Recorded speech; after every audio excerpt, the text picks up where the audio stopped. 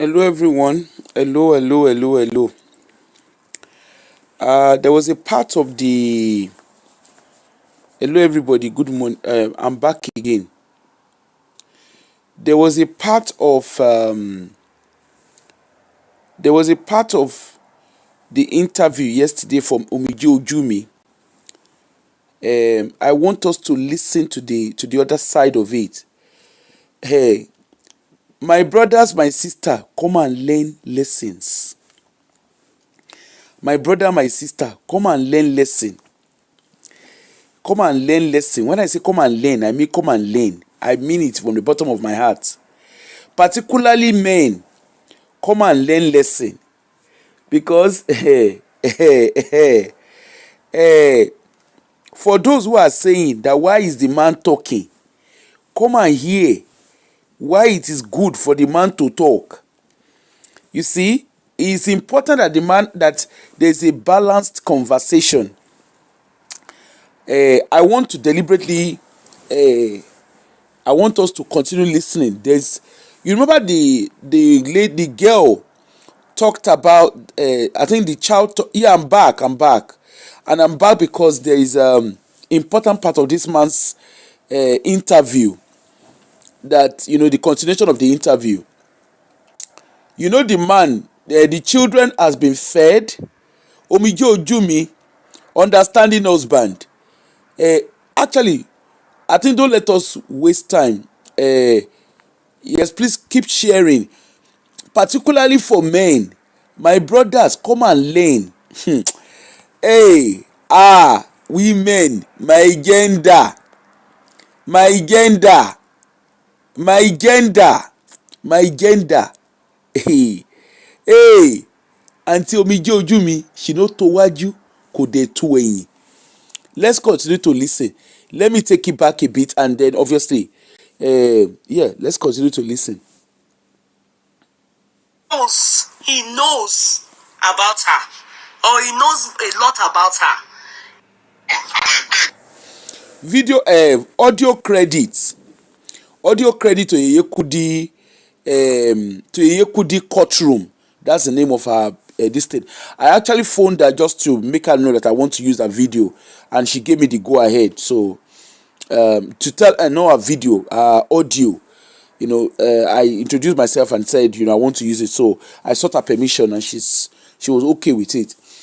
She gave a go ahead. So please, let's continue to listen. I'll take it back a bit. Yes, Omije Ojumi, diaspora diva. Hey, nǹkan kì í ṣẹ̀ṣẹ̀ ràgó. Come and hear the man. The man then further went on to say he has had two more children, a boy and a girl. Anyway, let's listen. I will take it slightly back to where we started to where we stopped slightly yesterday, and then we continue. He knows.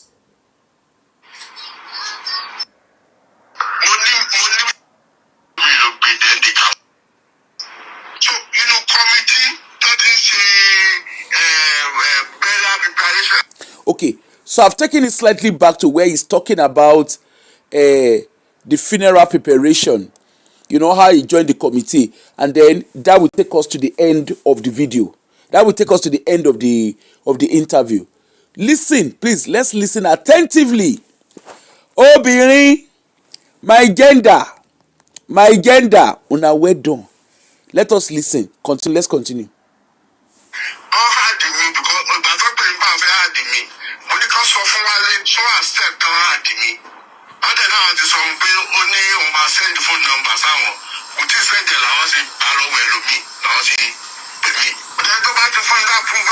So the man speaking, just for context of those who might just be joining.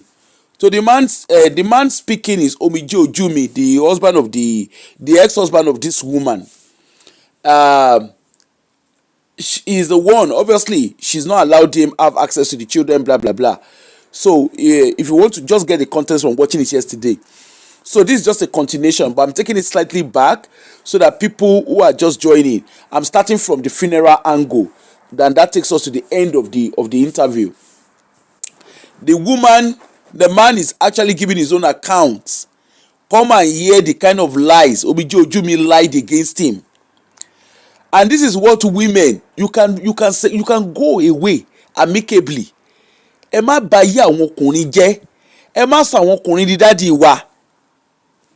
Let's continue. I will not say anything. I will not say anything. No, at least I want to see my family who are below. I come one bed, a bone one bed, so they can continue. What is some book to a consult your pussy and the some all until you print the so end of that bad financial assistance come along. Is it audible enough? Please let me know, is it audible enough? I can hear it loud and clear on my own side. Is it audible enough, please? Please let me know if it's audible enough. Okay, great. Thank you.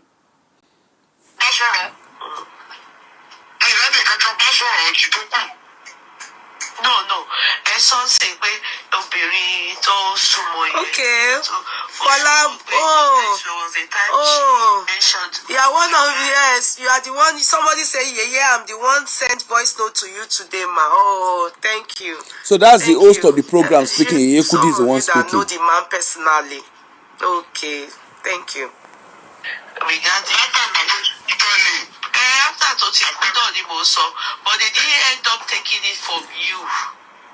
No. Instead, they did away with that person. It's a family thing. We talk together, then we sort it out.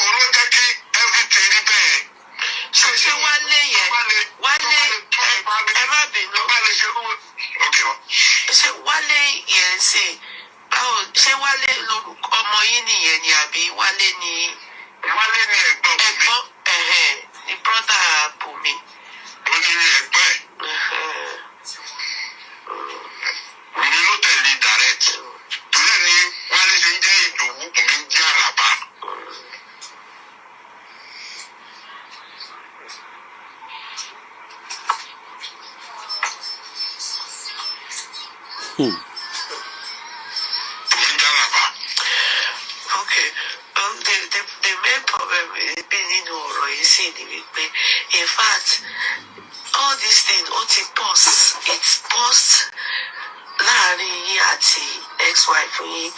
It just showed the scene that was created at that cemetery was as a result of post to wà láàrin yín.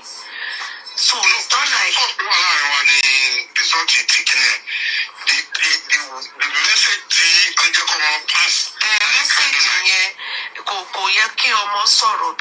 it was not, I think it was like the judge said those things to, I think,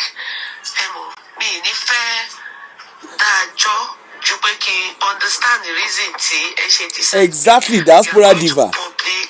Àwọn tó ń lè tọ́jú ọmọ, àwọn ló bóṣán dédé. To judge. Yes, to judge. Yes, you're going to publicly. Abánidá òun bá ní débẹ̀. Any reason for the daughter to talk in that manner, for your daughter to talk in that manner, if she knows the truth. So she's probably equally clueless. Yes, she's probably equally clueless. Ever since Monte Kennedy, you have not had, you've not had a relationship. Any relationship. Because they don't allow me to do. I want you to do láti 3 months. It doesn't take 7 years. Don't keep it up. Oh my God, you can communicate. Mo ṣe ra fún òfin tó ti ń bá communicate. Kọ́tù keep it up. Francis, why? Because somebody said that, and I can see. Yeah, it's a continuation from yesterday. Not right about Bumi. How on earth will all gospel artists didn't show up at the funeral? I don't understand, though. Okay, so no gospel artists at the funeral. No, there was no gospel artist from what I could see. No. Maybe because the brother went to the lady taking care of her 4 months in the hospital. Maybe they said that Wale went to arrest the lady. You understand? Maybe they decided to family, but maybe just guessing. I'm not sure why. Caroline, don't worry. The interview explains itself. Don't worry. To answer your question. Just keep listening to answer your question.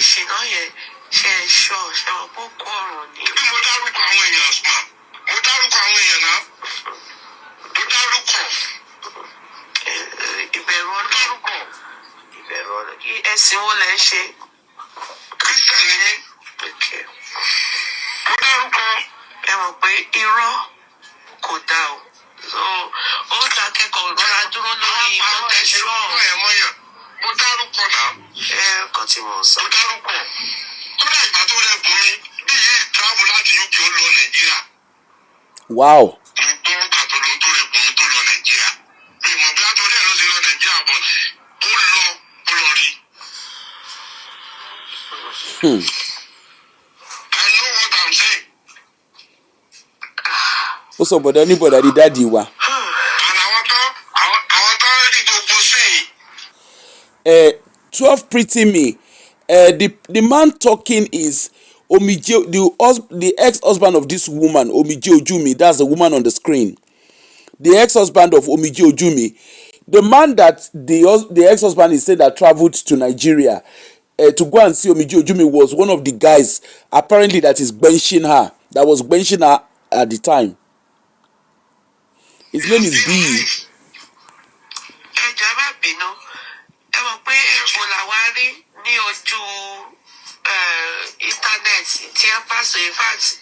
For me too, and I think majority of the people, she went on that graph for some time. People didn't really know her whereabouts. So, pastor, publicize your ex-wife again as a force. Now, if not, many people didn't know she was suffering and undergoing some kind of ailment.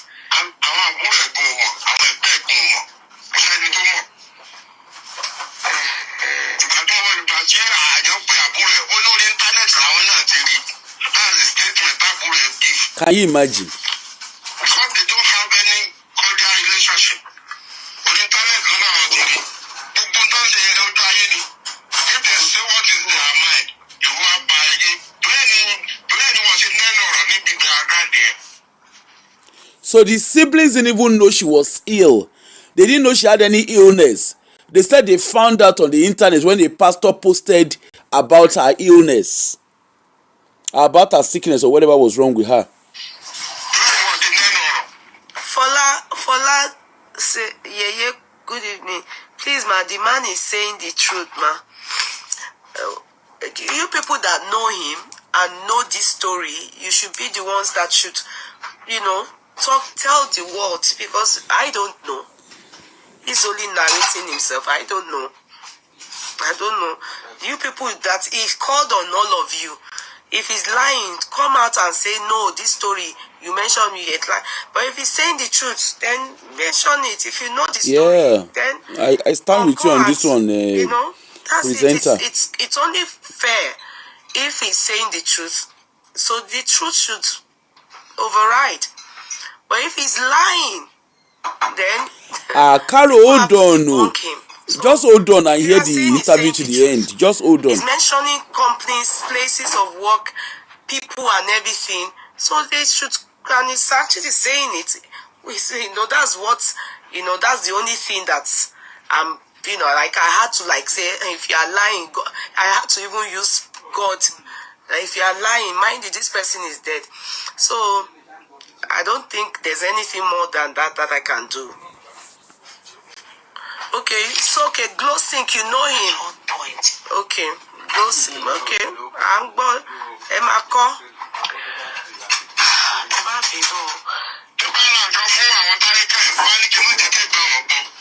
Oh yeah, please. You people should bring down your voices, please. Okay. He's saying something about Omije Ojumi siblings here. Said they will tell him he shouldn't inform. He shouldn't allow Omije Ojumi to hear. So it's just a very, I don't know. What a family. Nishi family.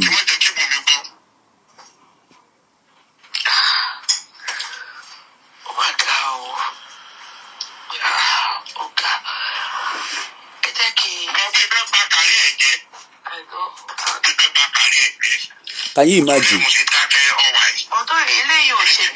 Even the way he was treating her, he was still trying to protect her career. I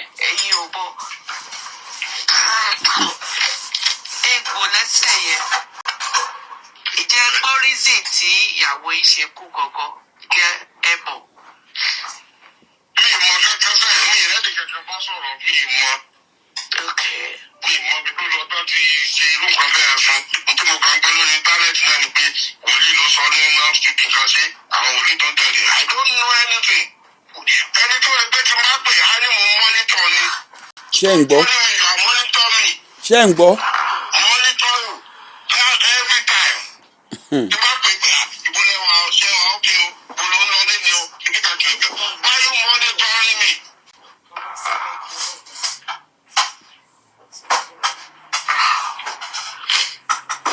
Okay.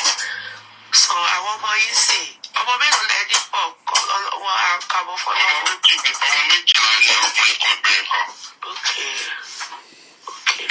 Okay. That's what you think.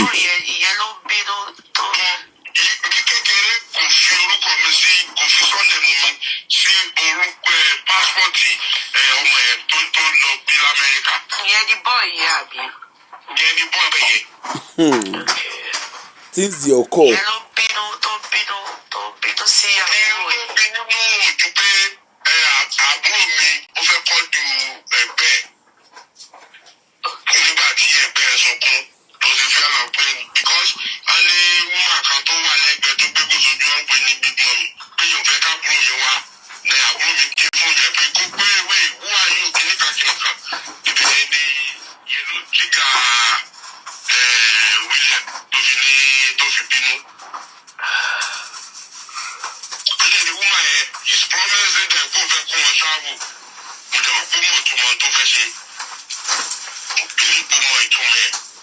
Ṣé ń ríṣẹ́ ó fẹ́ káwọn ọmọ ọlọ́mọ travel.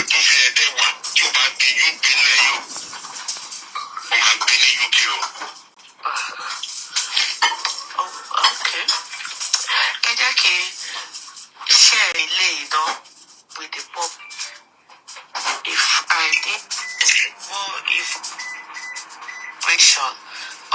just ask that I can't respond with all what you have written, because all you want and all I'm happy to share is the truth and nothing but the truth, as you have so explained. Ẹ sọ pé Ọlọ́run wà ẹlẹ́dàá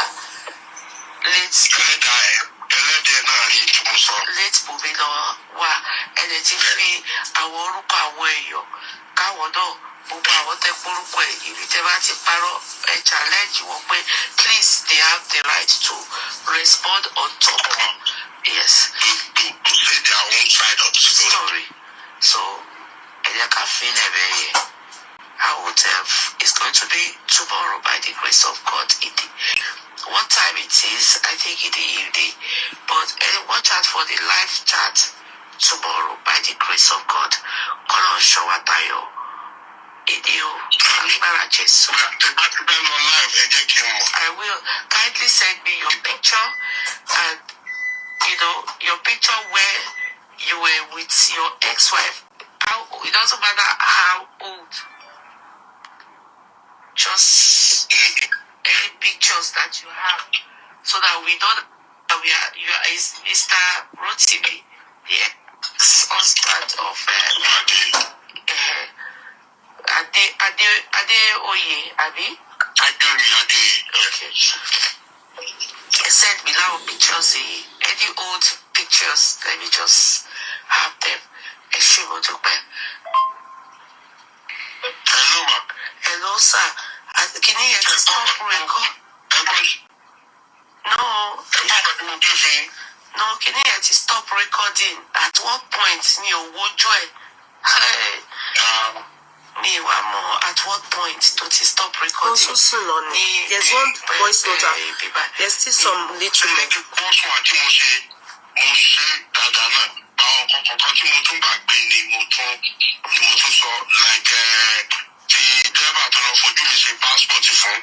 Wait, I want to. Ṣé una dey hear?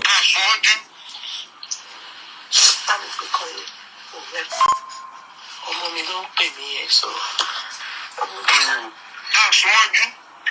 Èmi ẹni wọ́n á di bàbá burúkú.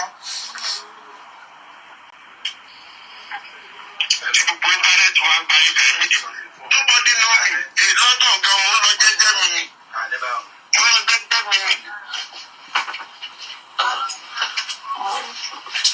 Another 30 minutes.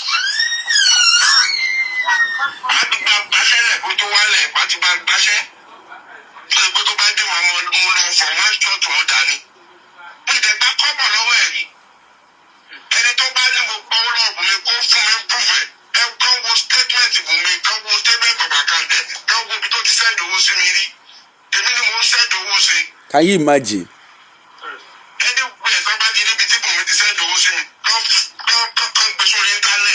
Wow.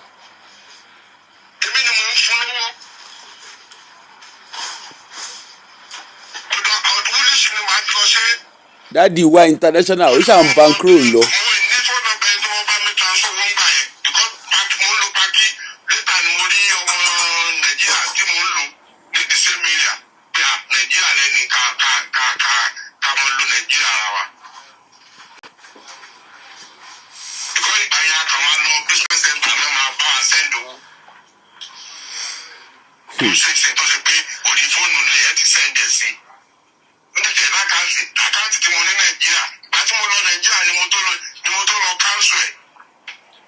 Iṣẹ́ àdé bankroll.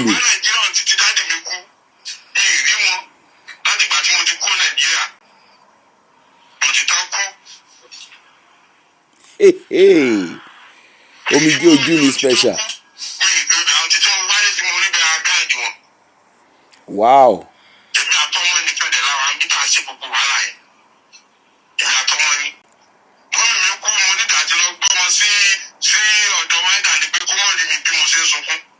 Ìyá.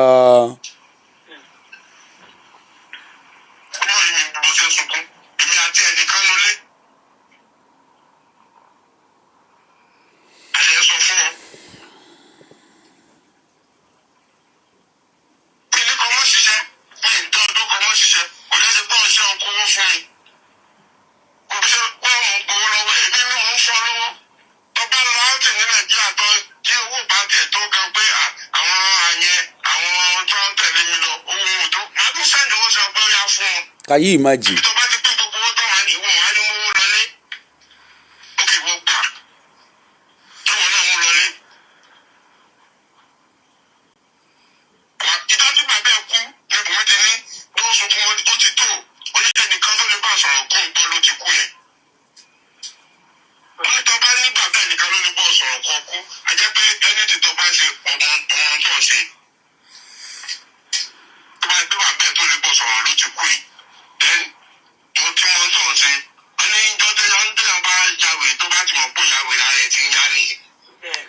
And the kids, you don't tell people when not to speak.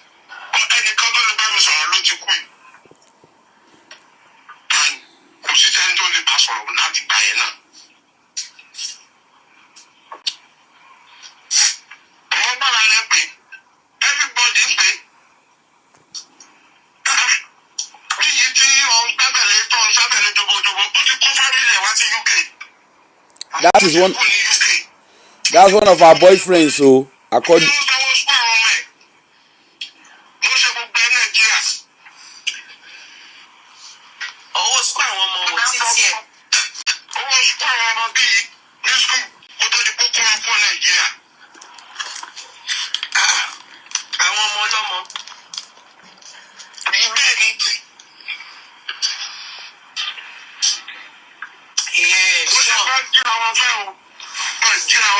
Eh?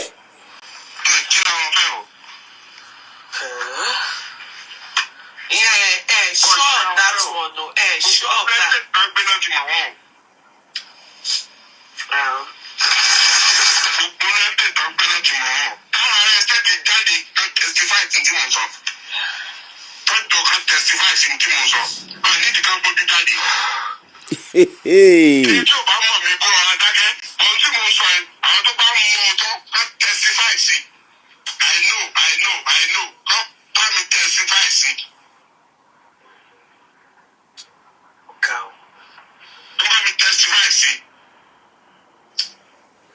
Constantly trying to protect her career.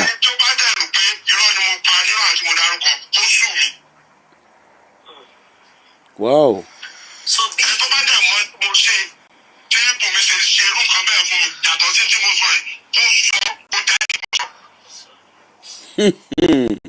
Ambrose here welcome.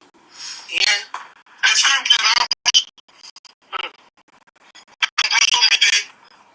Ambrose Omije. Àwọn tó gbé dìbò mi gbóná. Eh?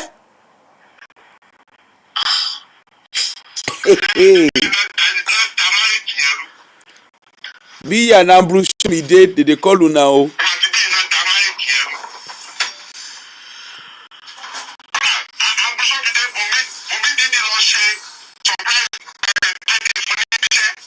What?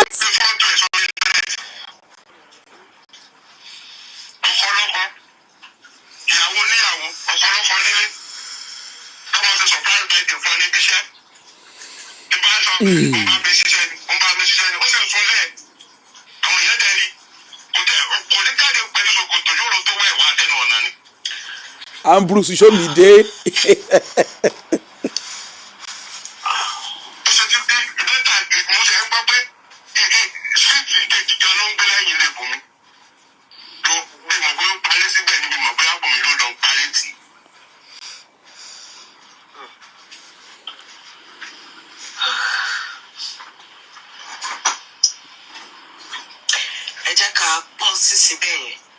You know, when your bathroom, they need to know more. Or they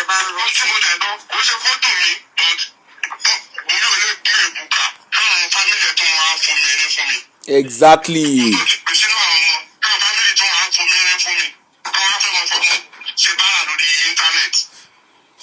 Ah. Okay, so did Bumi's family, were they begging for money for his Yes, children? now they were doing begging. They were putting bank accounts out. Was there any soliciting for fund or money for the children? Was there anything like that? I agree with you on that, on Ayinde. Wasiu Onolapo, he said, please women, never you brainwash your children to dislike their father. Yoruba do say, Bia lo ba lo abo abo. I agree with you. I think I would pin that comment. You make sense there. I agree with you. Well, was there anything like soliciting for money for their children? Yes, there was. Did you people see anything like that? Because was there anything like that? Girl. But wow. Come on down for power me. I can take care of them.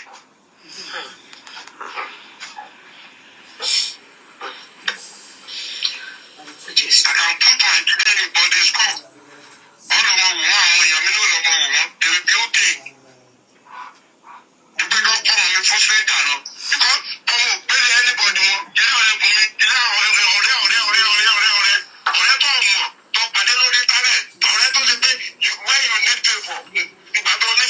okay, so the pastor called account number. Okay. Okay, that's what he's taking personal. Okay. I understand now. Okay, this pastor was soliciting for fund for the.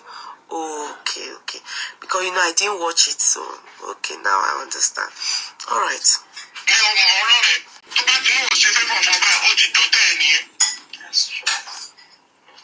Obodo Yibo wife, imported wife.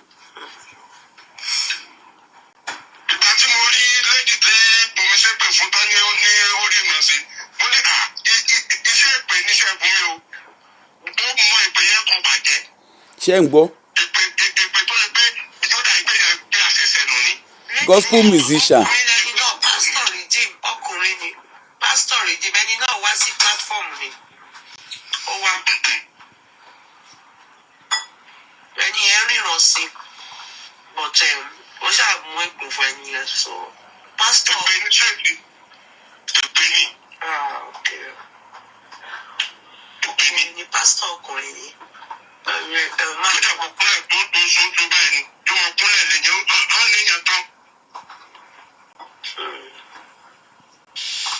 Ọlọ́run dárí jù gbogbo wa. Okay. Mr. Rotimi, ẹ jẹ́ ká sílẹ̀ bẹ́ẹ̀ yẹn. Ẹ mọ̀ pé to 2 a.m. la wá sí.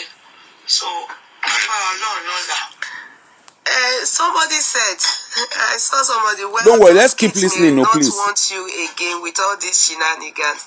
You people are very funny. Anjola Ola, you people are very funny. You know why you are funny? This man is married. He has other children. Yeah. He claims that if not for what Jomiloju said, if not for what she said, most likely we won't even be, this won't happen. The sin is the sin, and how you people were abusing him, deadbeat father, that made the man break his silence and decided to speak up. Are you making sense? You see, if the kids decide not to have anything to do with their father, at the end of the day, the man would know within himself that he's told the world what really happened. Yeah, that's right. He's told the world his truth. I mean, you will not start threatening him with the children. Ọmọ tó máa ṣe fún èèyàn máa mọ̀ kẹ́. Ọmọ tó máa tọ́jú èèyàn mọ̀. Ọmọ tó máa ṣe fún èèyàn mọ̀. Ọmọ tó máa tọ́jú èèyàn mọ̀. Tí o boy yìí, ta ni Emmanuel yìí bá wí ná? Ta ni Emmanuel yìí bá wí? Hold on. It doesn't mean that ọmọ náà lára yín wà ń bí now. Some of you are not taking care of your parents. Ọlọ́run ò tiẹ̀ ṣáámi sọ̀rọ̀. Hold on. I'm trying to move it forward.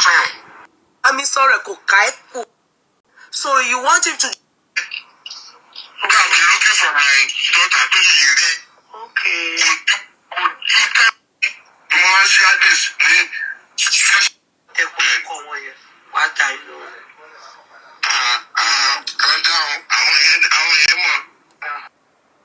Is there any soliciting for fund or money for the children? Okay, hold on. I'm trying to take it forward a bit.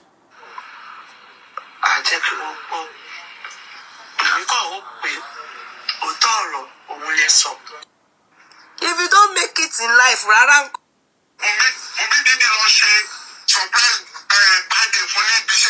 Okay, just sorry, I'm going to move it forward a bit.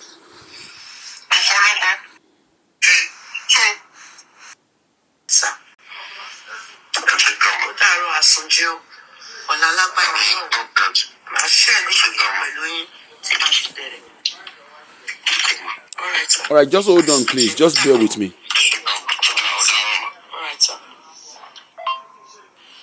Okay.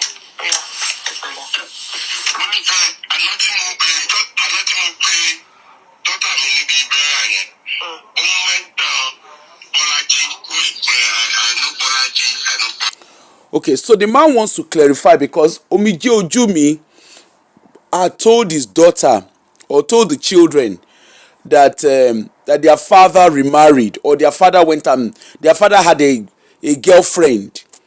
So the man then called back to clarify that. So that's what you're going to hear. The name of the lady is called Bolaji. Is going to clarify. Listen. Okay, so those of you that listen to his daughter they said she mentioned Bolaji. No, she didn't. When he made a video call, he said that his daughter mentioned Bolaji.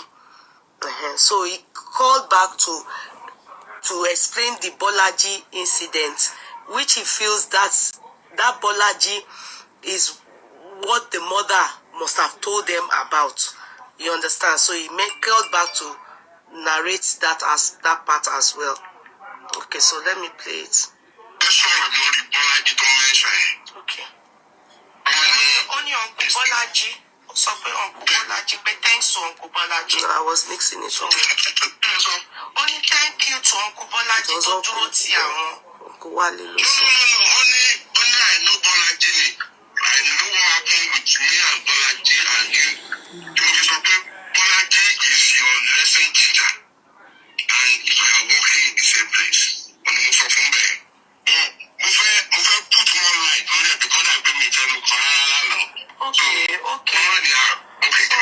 I was eating after I slept for Lashade. I was eating the fish, the food that I couldn't eat at the party. They packed it up for me.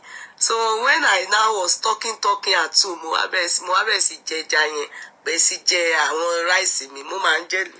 rice he was talking to me, I was eating. You are not lying, it's true.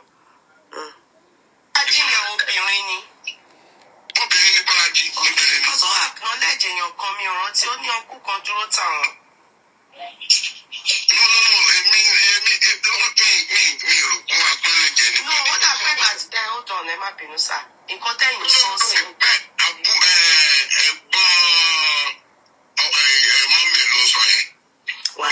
she acknowledgement to fin dupe o mention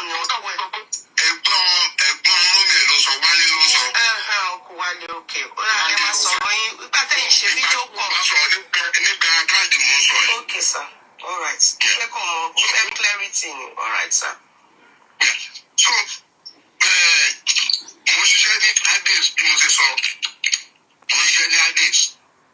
I'm one of their supervisors. Later, I moved to supervisor of Vigilante. So, later, when I did that in Nigeria, some of them African food, people call me. For not to pay them, I just want to get me. So, I've been on my mama. From this, we see a lot of staff who say that. The bad guy is like a student staff who don't see them. So, about today, only another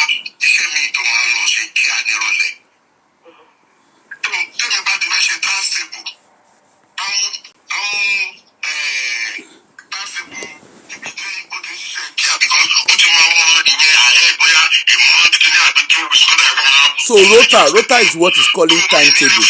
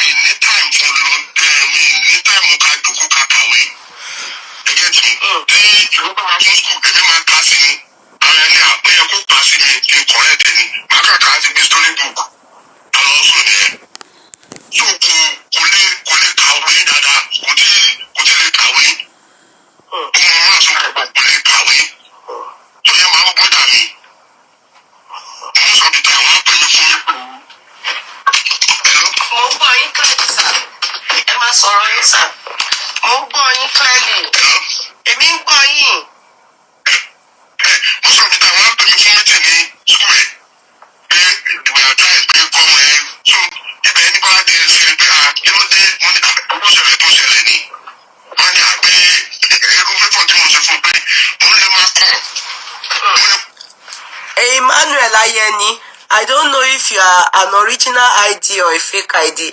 You are calling him a local man, but that's what Omije Ojumi, that was the man that she married. So you should respect the fact that that is her choice. He's local, but Omije married. That's the man she married. So I don't understand why you are calling him a local man. I don't understand. Emmanuel Coca, if you are a real ideal, go back in she fake.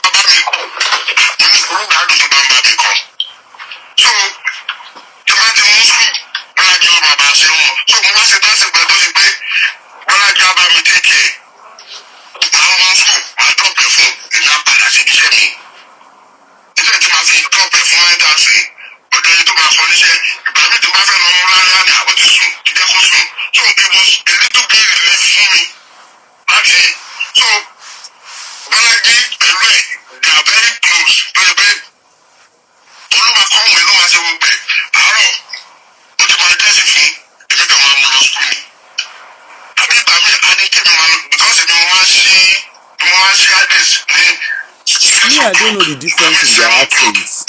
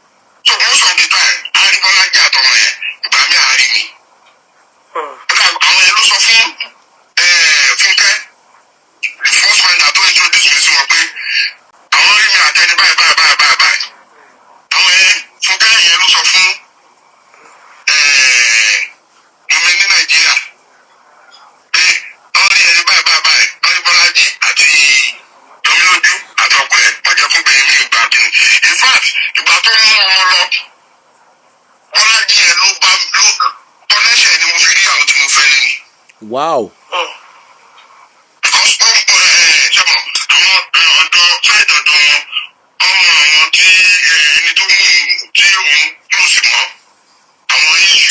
I think what he's trying to explain here is that the mother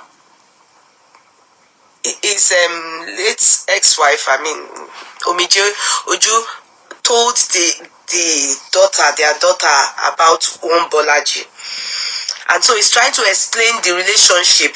So maybe as far as he understands that, the daughter confronted him, telling him at the cemetery that I know the story of Bolaji. Maybe the mother told her that he was dating one Bolaji. So he's explaining why Bolaji was in their life and how he met the Bolaji, and what the Bolaji, the part she took in that their child's life as a lesson teacher, even though he met the Bolaji in Hades, and you know how they, so he's just explaining that, so it doesn't look like he ignored that part, and maybe hopefully if the daughter hears this, so she understands that this is it. And in fact, the person is married to today, he met his wife now through that Bolaji, after what happened to him when they Bumi abducted. What's our baby's name? Jomiloju from London. Okay, from England. Imagine me where the Bumi so I think that's why that explanation. Wow. My gender.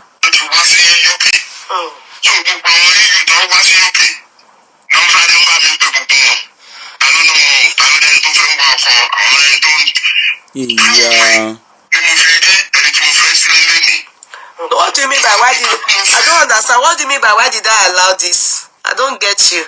No, nobody should gaslight me, and nobody should guilt trip me. What do you mean by why did I allow this? Afolabi Nurat, Abi Nura Balatito. What do you mean by why did I? Don't say that. Don't ever say that. What do you mean by that? If the man is lying, if the man is saying the truth, what do you mean by we shouldn't hear him? No, I'm not like me. I'm not like you people. The living, the dead, kò sí ẹni tí ó tó perfect. The dead has already gone to, they have met their judgment already. The living, àwa náà la máa judge ara wa. So, as you people are cursing this man up and down, calling him deadbeat, shepe for him, and the children, they are upset, and the daughter made such a speech about him. So you want him to just kawolero, he should be crying, he should go and buy himself. No, I'm not like you people. We all have a right to fair hearing. I'm not like you.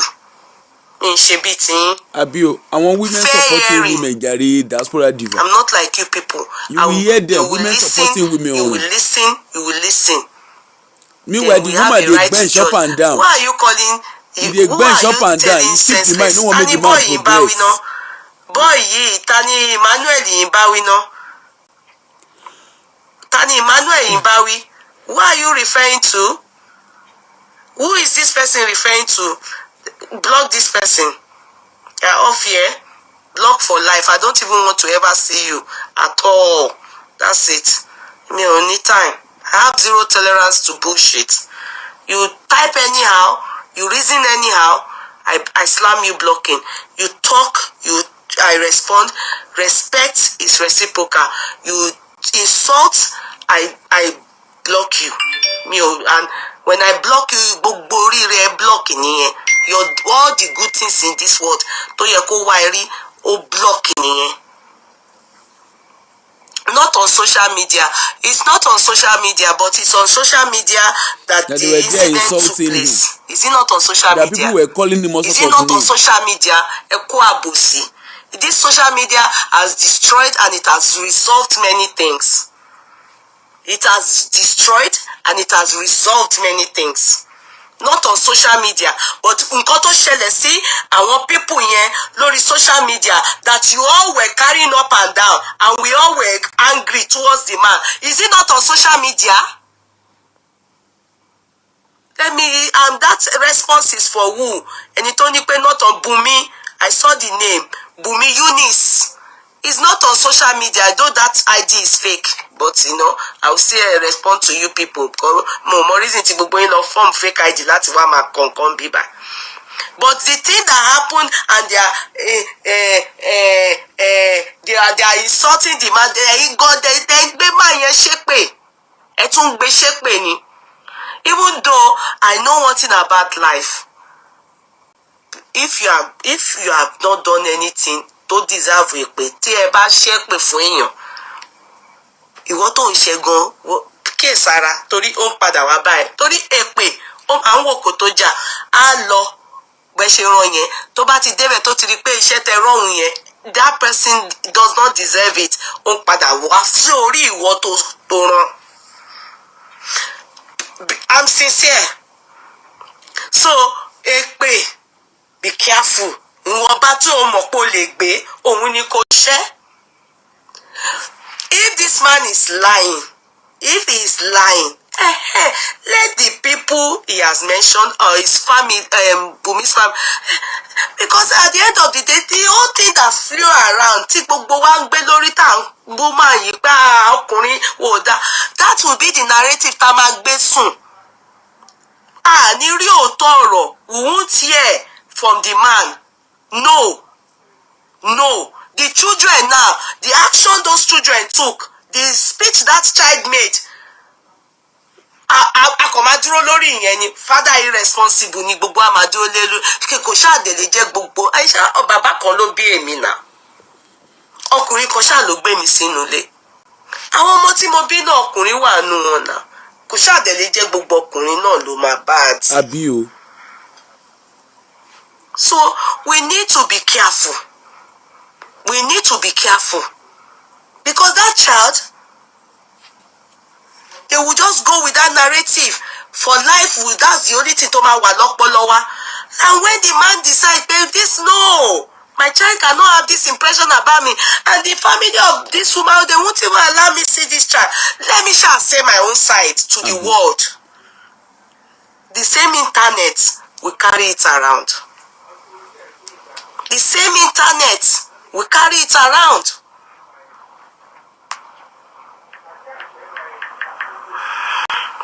Tí wọ́n introduce ẹni tí mo fẹ́ lẹ́yìn sí mi. Láńlẹ́dì mi tí mo lóun ló bá mi pé immigration. Mo náà padà introduce èèyàn sí mi. Mo náà ìdíje lágbára láti kó méjì bọ̀ náà ẹnìkan ti gbà fún mi. Gẹ́gẹ́ bí wọ́n bá lò sí mú, wọ́n padà wá bá yín mà. Wọ́n ní àgbàlagbà dẹ̀ làwọn rí tẹ́lẹ̀ ní òun ló jẹ́ káwọn ní pé ká má bínú pé mo ti rẹ̀ nìkan. Mi ò sì máa ṣe ó ní ẹni máa ṣe tuntun ní tuntun èmi ò ṣe rẹ̀. Mo ti rẹ́ nìkan tí ìrìnàjò bá bẹ̀ ní àrùn come back bàbá yìí. So if mama can be helping me look for ìyàwó tí aláta ń bá mi wá tí àwọn ibiṣẹ́ ń bá mi wá.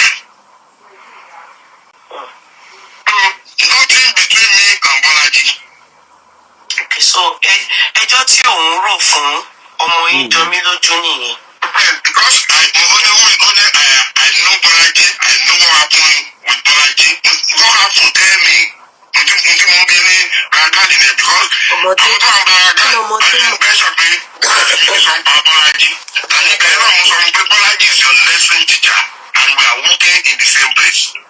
Àwọn kọ anyway. Wọ́n ní àwọn square ẹ̀dá ní kí ni mo ṣe fún mo ní I have another lesson teacher for her kìnnìkan. The same way tí wọ́n fi jí mi fi jẹ́ kí Bọ́lájí dé èdè mi fi jẹ́ kí Bùnmi dé school. Ní mi ṣe jẹ́ kó ṣe pé kò dé school mi jọ introduce ẹ̀ sí teacher ni o ní Bọ́lájí nù dé school rẹ̀. Because ìwé tèmi fẹ́ ṣe pẹ̀lú lẹ́tà tí mo fẹ́ gbà láti school. Tó bá ti rẹ́rù yóò kó wá assist. They won't do that. Okay. Àárín yẹn mo ti wá notice so at one point ẹ̀yin àti Jọmílójú nìkan lẹ wà nílùú òyìnbó yẹn ya ex-wife yín padà sílé. More than 7 years. Oh, so ẹ̀yin lẹ ń dátọ ní òyìnbó because ẹ ti mọ̀ pé at least some. Èmi ṣẹ̀ṣẹ̀ mi ní parọ́ mo ṣẹ̀ṣẹ̀ ń jí ní ṣe mo ń jẹun mo wá ń tají. Based on advice táwọn èèyàn fún yín pé kẹ́ ṣe ìyàwó pẹ̀lú àbíkẹ́ fún yàn lẹ́yìn nínú ọkọ ìyàwó ex-wife yín ò ní understand so ẹ make sure náà ṣe ó join yẹn wá lọ́mọ yẹn so gbàtẹ́ bí ọmọ yẹn so ọmọ yẹn ẹ̀yin lẹ́ ń wà pẹ̀lú ẹ̀ tí òun fi ń padà sílé. Okay. Ọmọ yẹn tó ní UK èmi ò ń wà pẹ̀lú ẹ̀. Ọmọ yẹn ti pẹ́ di 7 years ní September ó gbọ́ ọmọ yẹn lọ ní November 6. Ọkọ̀ fi style wa gbé lọ. Ọkọ̀ wá pé láàrin ìbàdàn kó wá kọrin ní èmi mọ̀. Okay. Ó dẹ̀ lọ sí Nàìjíríà ó sọ fún mi pé ó sọ fún ìrànwọ́ ìdá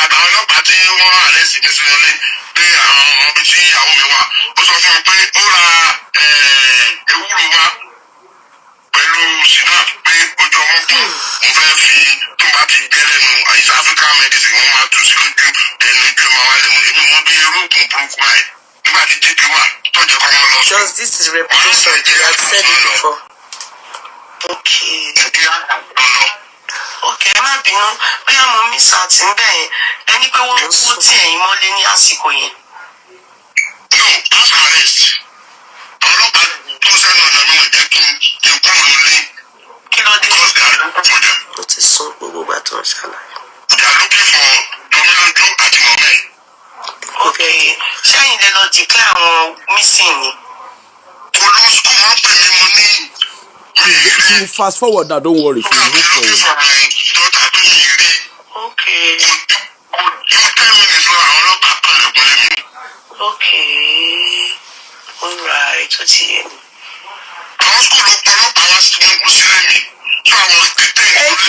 Okay, you don't see them. Sister Shandy. Thank you. Thank you, sis. How many days make you are missing? Then if it's up here, just one day. okay. So school work Exactly, that's what I did. That was what I was thinking. Nigeria house, not Nigeria. They are very useless. I was sleeping. Nigeria commission in UK. Let's move away from it. When she then came back home, after the ọlọ́pàá tí wá barricade lẹ́yìn. Okay, I think she inside. Eventually, she came back home that day. So within 2 days, we'll finish more or less like you.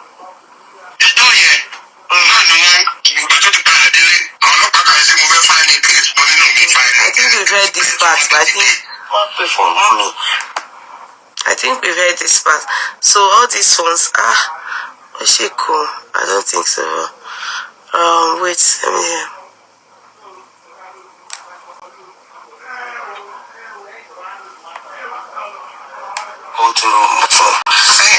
Okay, so what about let's Bumi Mole?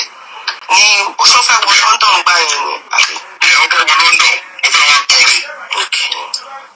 Àbáyé náà mú mọ́lẹ̀ pé ìyàwó ní question láti jẹ. Okay. Torí ẹ̀ka ṣe wá London mọ́ for a long time. Títí ó lè kúkú wá London mọ́. Okay. Ṣé ra wọn tẹ́ ń pè ní gospel musician bẹ́yìn? I think it's not. It's the same. I don't think we should. I think. Okay. Because when I then woke up, there were some things I was now asking. Meanwhile, he had mentioned it.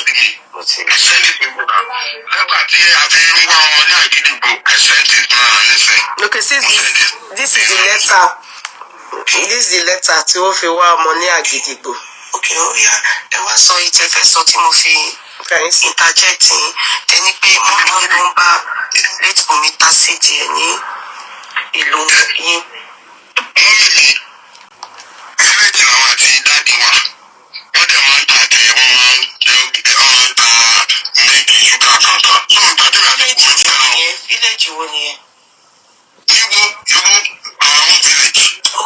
Mother was the best woman in the world. Okay. Okay, it's Jomindo just part. Okay, let's see.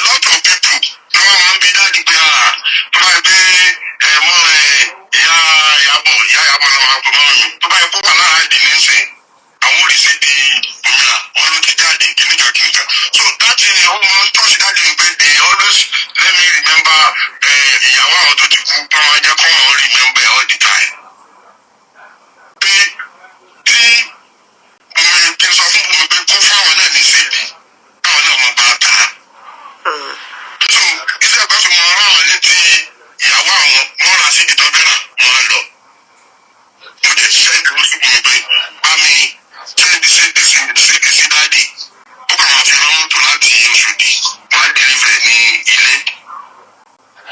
Kò ṣe ìgbà tí bọ́ọ̀ mi pọ̀ jù pé wáyé tó fi send CD náà kìíníkà wọ́n ní kí wọ́n lẹ̀ ṣé tí bàbá mi ò bá ta CD wọn ní jẹun ni wọ́n ní kí wọ́n mean by that.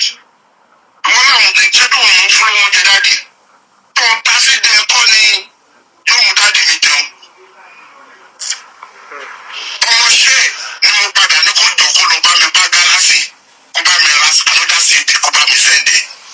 Ọmọ yẹn bẹ̀rẹ̀ pé ẹ má jẹ́ kí gbòmí mọ̀ pé òun bá yẹn sẹ́ǹdẹ̀ o. Mo lè sẹ́ǹdẹ̀ tó dáadáa mo ní dáàdì ẹ má bẹ̀rẹ̀ CD mọ́ o. Lórí ìtàgé yìí làwọn fámìlì mi ló máa gbọ́ ilé for the first time. Mi sọ fẹ́ nìkan kan.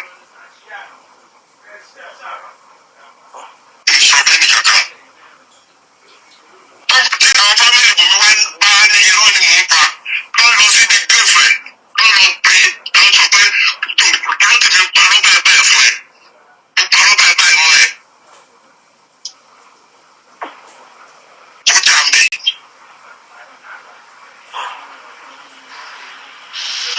Ló ti fi pa irọ́ mọ́ ẹ pé gbogbo tí ó ti fi sọ ń pẹ́ ni ló lọ bí girlfriend kan lọ sọ fún ó jà. Gbogbo tí mo sọ látàná tó bá jẹ́rọ́ kọ́ lọ bí girlfriend kan lọ rojọ́ yẹn fún tó lọ play ṣẹ́ẹ́tì ó jà.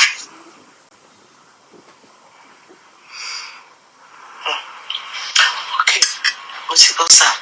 This had been mo ti add a more voice note ní. It's more like going to. Ó máa play because àwọn tó wà ní Baghdad wọ́n gbọ́ nígbà tó wà ní West Bọ́lájí àti Bá Bọ́lájí. Ṣé before then ṣé mo rántí pé also sọ pé Ambrose Somide àti tani. Bíyì Samuel. Ṣé there was ti accuse the late Bumi of them before kó tó wá gbọ́mọ sá lọ lọ́dọ̀ yín yẹn? Ṣé was there any accusation or was it after it ni this accusation came up?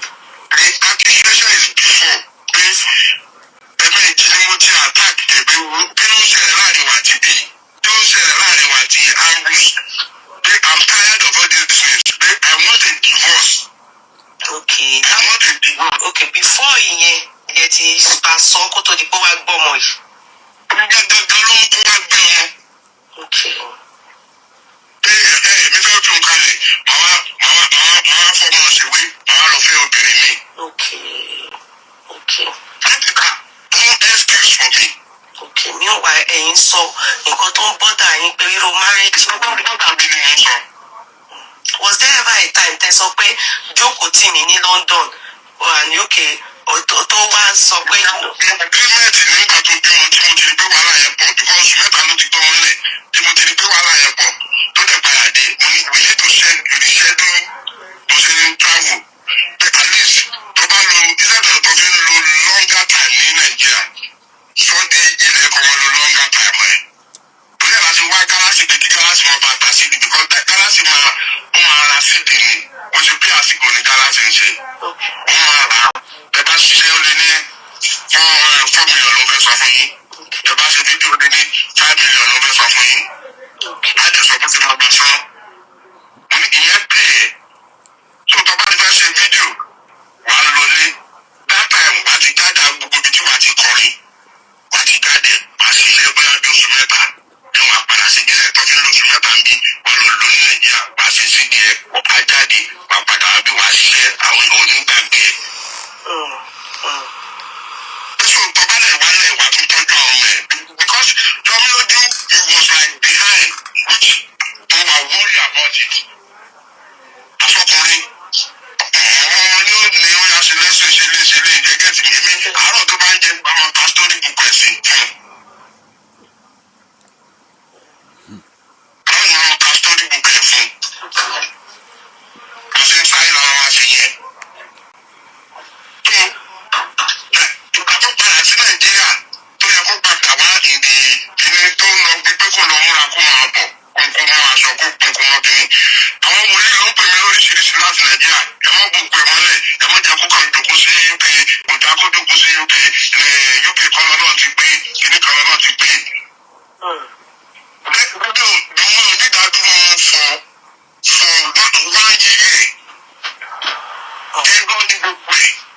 torí mo gbọ́ pé ó ní ìdádúró àbí ó bímọ ó kú àbí nǹkan kó lóyún wà látẹ̀ fún something about oyún ṣá so can you mọ́lẹ̀ sí ọ̀rọ̀ yẹn. Ìgbà tí mo wà Nàìjíríà kí tó padà travel ó lò lóyún mo dẹ̀ ti travel wálẹ̀ ilé náà mo wà nígbà tó ní oyún wálẹ̀.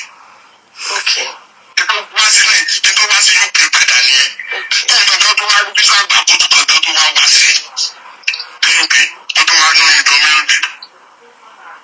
So kò fi ọdún kan lẹ́yìn ìgbà tí mi àti ẹ̀ ti fẹ́ra ká fẹ́ ọmọ àwa ọmọ rí. Ó tó kọrin Omije Ojumi ní church mi ò tí parí poli tó ṣe nílé Lagos State Polytechnic. Pé wọ́n school. So this lady was full of lies. So orin rẹ̀ kò ṣe pé bóyá story ayé ẹ̀ ni. Kò tí marry ẹni tó marry tó máa ń wọ́n wọn. Hey. So ẹni tó marry ló ń wọ́n wọn. Tí wọ́n ní kọ́ nígbà tí wọ́n parọ́. Tẹ̀mí mọ́lẹ̀ báyìí ni pé àwọn pásọ̀ yẹn nídìí gbogbo tí mò ń sọ yẹn. Báwo ni ìgbà tí wọ́n parọ́? Tó bá sọ tọ́sọ́fẹ́ bí orí ẹ̀ ni. Àwọn attribute Omije Ojú yẹn sí life history. Àwọn èèyàn sọ pé wọ́n wò pé ìkọ́ tójú ẹ̀ rí nílé ọkọ. No, kò marry. Tọ́ba gbọ́ máa kan sọ ẹ̀kọ́ kan sọ̀rọ̀. Ó lóun àbájá pé kó lọ marry. Kò tí marry wọ́n ṣe ṣe orí yẹn. We get married 2006? Yes, 6, if I'm right, 6. 5, 6 years. I get married.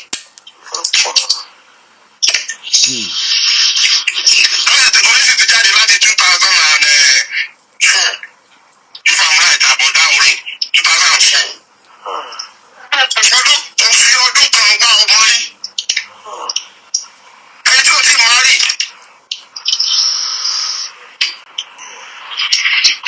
Nígbà tí Jọmí lójú ṣe testimony, ó ní màmá ọkàn fún sórí fún un. Bàbá rántí níbi tó ti sọ̀rọ̀ níbi tó yẹn. Pé màmá ọkàn fún sórí fún un pé ẹ̀ka láyé máa ń fọmọ́ mi dààmú mi. It's a lie. Ní sùúrù lérè tí mò ń gbé. Àwọn ará sùúrù lérè náà máa gbọ́ mi nísìn. Tí mò ń gbé. Ó ní wúmà kan mi fi yọ̀ wọ́n kọ́nà dájú mi. Ojú ẹ̀ fọ́. Ọmọ ẹ̀ ló máa ń mú káàkiri. Wúmà yẹn ló máa ń kọrin yẹn. Tó bá ti kọrin àwọn èèyàn máa jáde wọn máa dúró sísàlẹ̀ báyìí. Olúwa ẹ̀bẹ̀ ni mo bẹ̀ o. Aráyé máa fọ ọmọ mi dààmú mi. So God no for so not be God now inspired the woman. Aráyé máa fọmọ mi dààmú mi. Ìyá ẹ̀ ló máa ń kọrin yẹn. Ìyá fọ́jú ẹ̀ ló máa ń kọrin síta. Mo kọ́ ló lórí. Wonderful. Tí wọ́n bá ti kọ́ ní òun wẹ̀ tó dáadé wọn kọ́lẹ̀ lókè. Ní Jọmí lójú sọ pé owó tí wọ́n ti dáyé tí ìyá fọ́jú ti ń kọ́. Ṣé ẹ̀ ń gbọ́? Ọmọ náà tún ń parọ́. Ó ti tarọ́ fọ́ọ̀mù ẹ̀. Ìwà ní ẹgbẹ́ ṣe orin jẹ́ kí ìhun wà ń bẹ̀. Okay, let him finish the music. Tọ́wọ́n pé ọmọ ẹ̀kọ́ àníyàn. Ìgbà yẹn ló ṣe dábìlà ẹni pé àtìgbà yẹn ìhun máa ń wà nù ẹ̀. But the message of him is very strong. Jẹ́ kí ìhun wà ń bẹ̀. I support him every way. Tọ́wọ́n fámìlì ẹ̀ kán dìde kán dìbọn kẹ̀ kán lọ bíbẹ́ agáàdì kán lọ bẹ́ẹ̀ kí ní ìgùn pé ló sì ń parọ́ wọn gbọ́dọ̀ fọlọ́ tó pamọ́ ẹ̀. So gbàtẹ́yìn náà rí gbogbo kìíní ẹ̀ though I think you have said many things so I think that's enough. It would have just been great if you had it would have been great to have she's alive. Let it so but ẹ̀yin àgbáyé ẹ̀ tẹ̀ ń ro kàríà ẹ̀.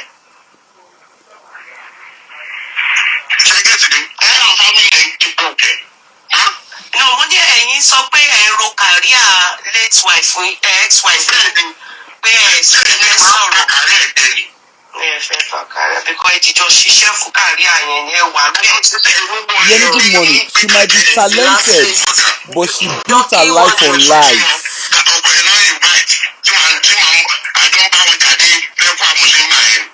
Yes, Samuel, I get you. Kí ló fa ìjà ìtẹ́ bá wọn jà ní ẹ̀pà yẹn? Torí wọ́n ní ìyá ex-wife yín late ex-wife yín kọ́ ló lórin Omije Ojumi yẹn. Àwọn church ló ṣe orin yẹn. Wọ́n kàn ṣe sùúrù ni. Àwọn church jọjọ lọ ṣe orin. So wọ́n kàn jẹ́ lead room. Somebody wrote, I hate him passionately. Ogunsoya. I pity your life. You are hating him passionately. How can you say you hate somebody passionately? I hate him passionately. You need God. How can you hate passionately? You need God.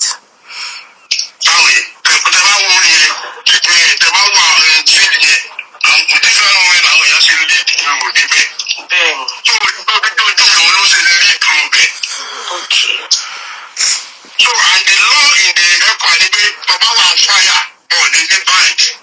Baba said the bind is was full in church. Okay. Sorry, but you put church as a fire. So, a lot of people, those who bring on calling, they are not in fire. Because also people, only about compose. You are correct, that's right, yeah. So, you will not be in fire. If I don't have money down here, you must say, okay. Now, so how do you buy it? I'm not doing it. I'm not in the so for me, now you buy it up for a second ground. Not there here. When you come calling, or the calling, because you pay work and then you buy it. A gbọ́ pé ibẹ̀ ni wọ́n ti sọ pé o ò ní dáríjì àwọn máa fi ilé ayé hàn. Irọ́ ni wọ́n gbà ọ́ ẹjọ́ ló kẹ́ ẹ̀kọ́ pẹ̀lú gbogbo ẹ̀ ẹ̀kọ́ Ó sọ pé ibi tó gun àìsàn yẹn ti wá nìyẹn. Nígbà tó ń kúrò ní ibẹ̀. Ẹ̀kọ́ àti ìbomi ti kúrò láti 2006. Okay. Wọ́n tẹ̀sí abẹ́ pé ogun yìí ní 2024 or 25. Láti 2006. Ibú sọ̀rọ̀ bẹ́ẹ̀ tó wá kọ́ àgbò sílẹ̀ mọ́. But ẹ̀yin ò mọ ìgbà tó ti ń gbégbò yẹn kiri, ẹ̀yin ò mọ. Yemi has a complicated life. Pépọ̀ tèmi. Tí mi wá rí lórí íńtánẹ́ẹ̀tì náà Yeah, I get you, Yemi, but she built her life on lies. Just imagine.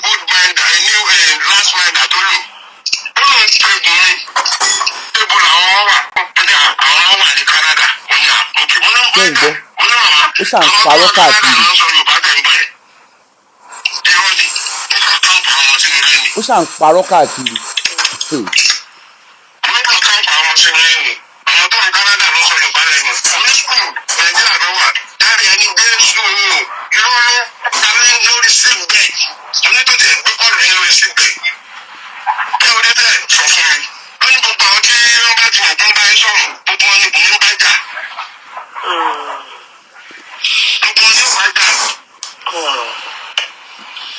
Okay, sir. Ẹ jẹ́ ká ti for now. Ẹ jẹ́ ká. The way they behave, because that's what they feed them. And that's how behave by I did for my little. Because we didn't take nonsense. But we respect our brothers, we listen to our people. But we don't take nonsense in our family. So that's all from now in that and I didn't blame them. They are not like it to me. They're my life. But the money would be my major or company.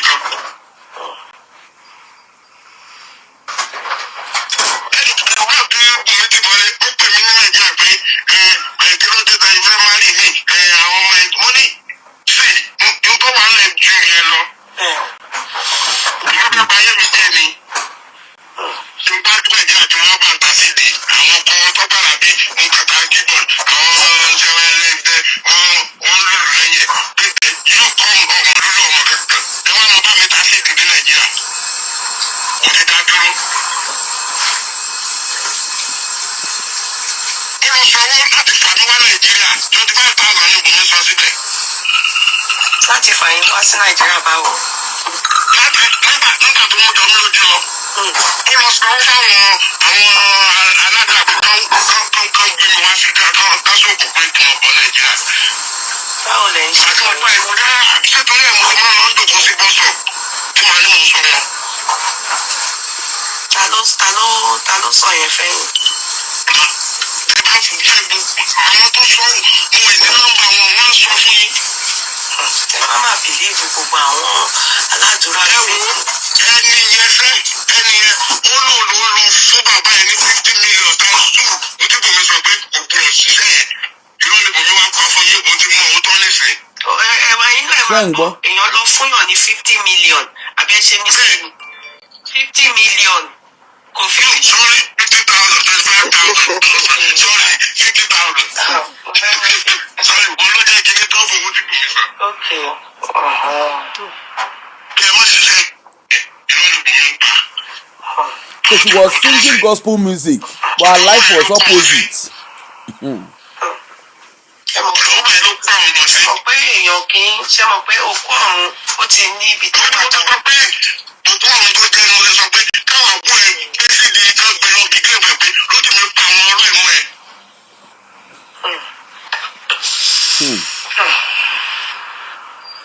Báwo tí ló ti mi sọ ń pẹ́ ó pa àwọn ọ̀rọ̀ ìmọ̀ ẹ̀ ká gbé lọ kí gé fẹ̀.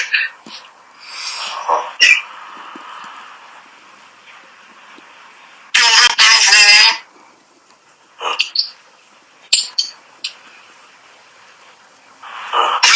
Àwọn tó bá mọ̀ mí English tó mọ̀ mí gbogbo ẹ̀ ẹgbẹ́ pípẹ́ mi àtijọ́ mọ́tò títà ọ̀bẹ let them complain let them stop. Okay, Willis ẹ̀ ń gbé ń gbà yín. Tẹ́síwìtì mo ń gbé but èmi ni Willis láti máa ṣe shopping. Okay. Willis láti máa ṣe shopping Willis ní church wa wà. Okay. There's no reason why he needs to stop talking. Willis If you kept quiet all this while, Omije Ojumi sold a narrative.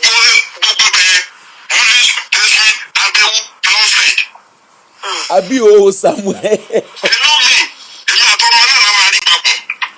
Okay. Now him we go use as case study of that Diwa. Let people that know me, Baba ti sọ̀rọ̀ sí, let people that know me also talk. Okay. Also, you can't listen to people. Abi o that's that Diwa. Okay, sir. All right, sir. All right, sir. Because I know I need to do something. That's why I want to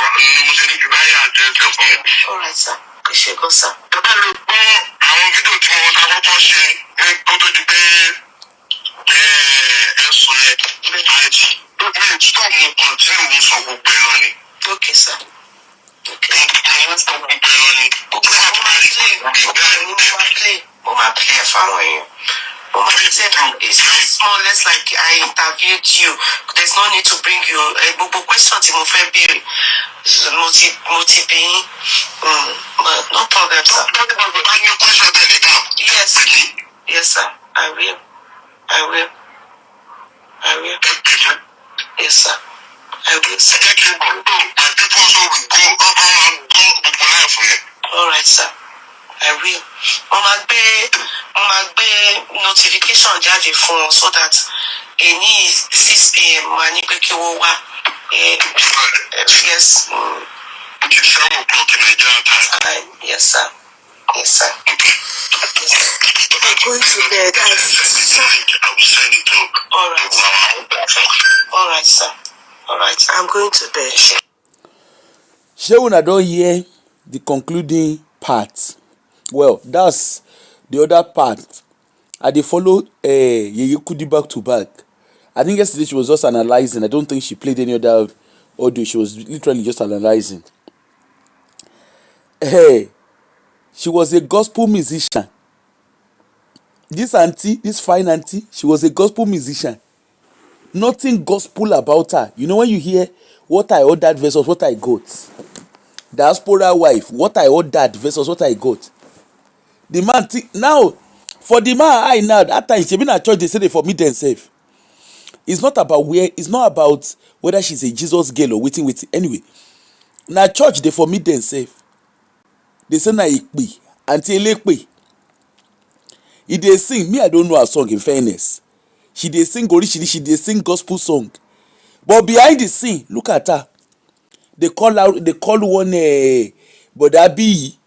He get Brother Ambrose. Àwọn méjèèjì allegedly. Na dem dey gbe the aunty gbóná. My own be say make this man make he shall go do DNA. Hope no be say the two children wey him dey think say na him born them. Hope no be say no be him born them. Because this aunty, her road no straight at all. Allegedly, her road no straight. Hey, things dey occur. My gender. If na man do this kind thing now, we go dey fefun. How can he treat a woman like this? How can he shake Nikon like this? How can he do this? How can he do that?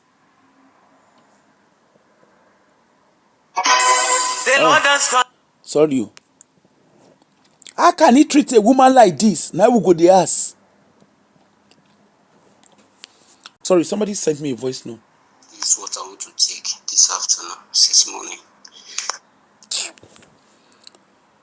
So, we would have been asking,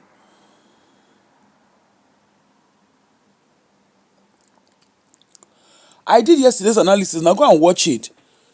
If it was a woman if it's a man that did this to this woman, we would have been asking. People were very quick, not me, because I wasn't. People were very quick when they saw the video of that boy. Where that boy they shout, "No, Abi," and the woman they shout, "Your daddy loves you. Your daddy loves you." People were very quick to bash that woman. They were very quick to say, the boy was traumatized. The kini kan àṣà Aunty Bumi ò tọ́jú wájú. Ẹ̀yìn gan wọ́n bà ẹ̀yìn jẹ́. Wọ́n bà wájú jẹ́, wọ́n bà ẹ̀yìn jẹ́.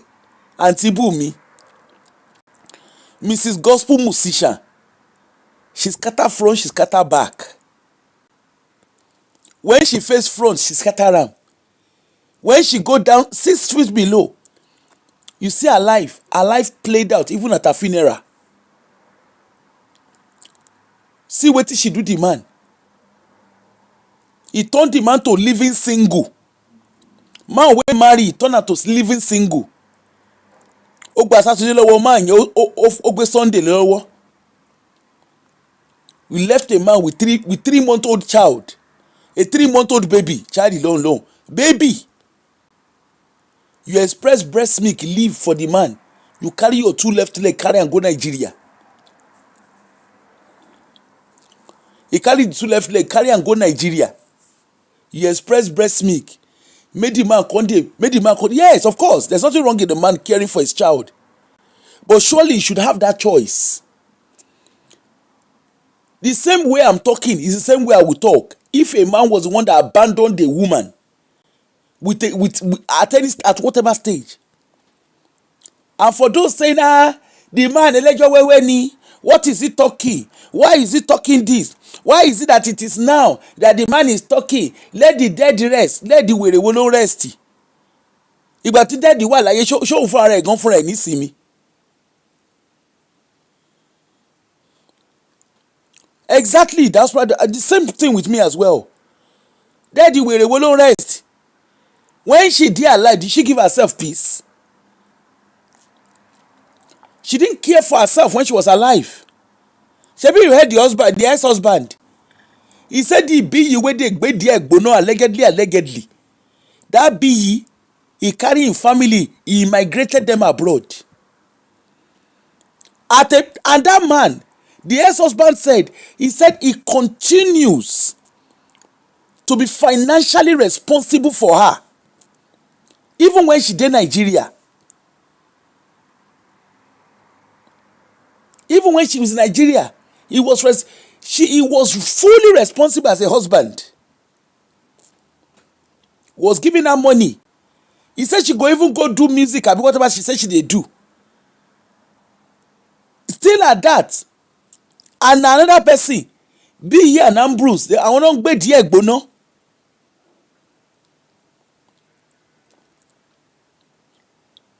and then they carry and then they gbé ìdí ẹ̀ wọ́n gbé ìdí àti aláǹtí gbóná. Meanwhile the husband, he turned the husband to virgin Joseph. He turned her to virgin Jeremiah.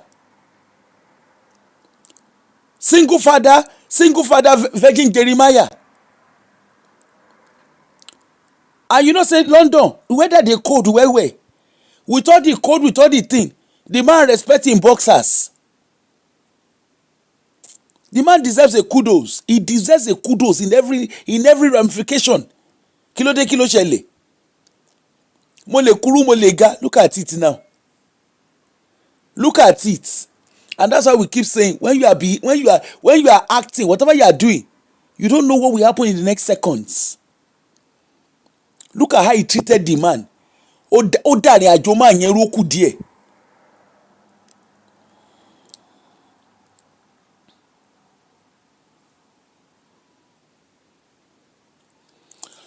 Ayebi, did you not hear what the man was saying? Go and watch yesterday. Go and watch it. So we did yesterday. I played the audio there, the interview. She had a baby when they call her to come and sing. Orin wèrè wo ló ń kọ tí ó lè gbọ́mọ dání. The husband was even negotiating with her. Let's go to Galaxy, abi whatever they call it, Galaxy ni. Instead of doing pay as you go buying, Galaxy will buy it for you. They will buy the CD from you. But because oníṣìná, let us say what it is. When you are philandering, whether man, whether woman, when you are philandering, you will damn all consequences. And that's what she's done. All the people wey dey kúrú wey dey ga àtàwọn wòlíì ìranù wey say they see vision. Ọlọ́run pé Nàìjíríà kì í ṣe lóyìnbó lọ́lọ́run ti pé person wey marry. And the man was even reasonable. Báwọn bọ̀dá London wèrè mí ìpàdé. Una dey always dey do am to àwọn daddy wa, association of daddy wa na dey always dey do am to. You no meet man wey be say him head don knock engine. You carry yourself say you dey go long, you leave a 3-month-old baby for who?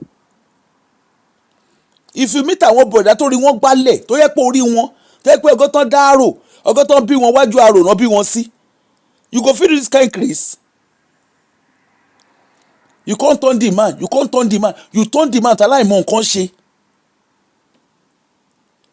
Look at how you dad the man riboribo. The man said yesterday he has a working holiday visa. As at that time, yes, truly, they were giving Nigerians and Ghanaians working holiday visa until the UK system stopped it. And as soon as the man had his way, because he didn't want to live alone, he wanted to plan his life. So what did he do? He reached out to you. In the quest of him trying to sort out the visa to get you in. Look at the journey of immigration for him. At a point, ó há sí Nigeria.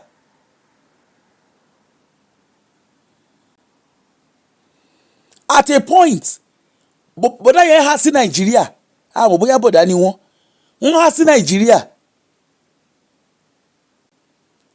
Like play. The man even had to, at a point, go to wọlé pẹ̀lú orí olórí.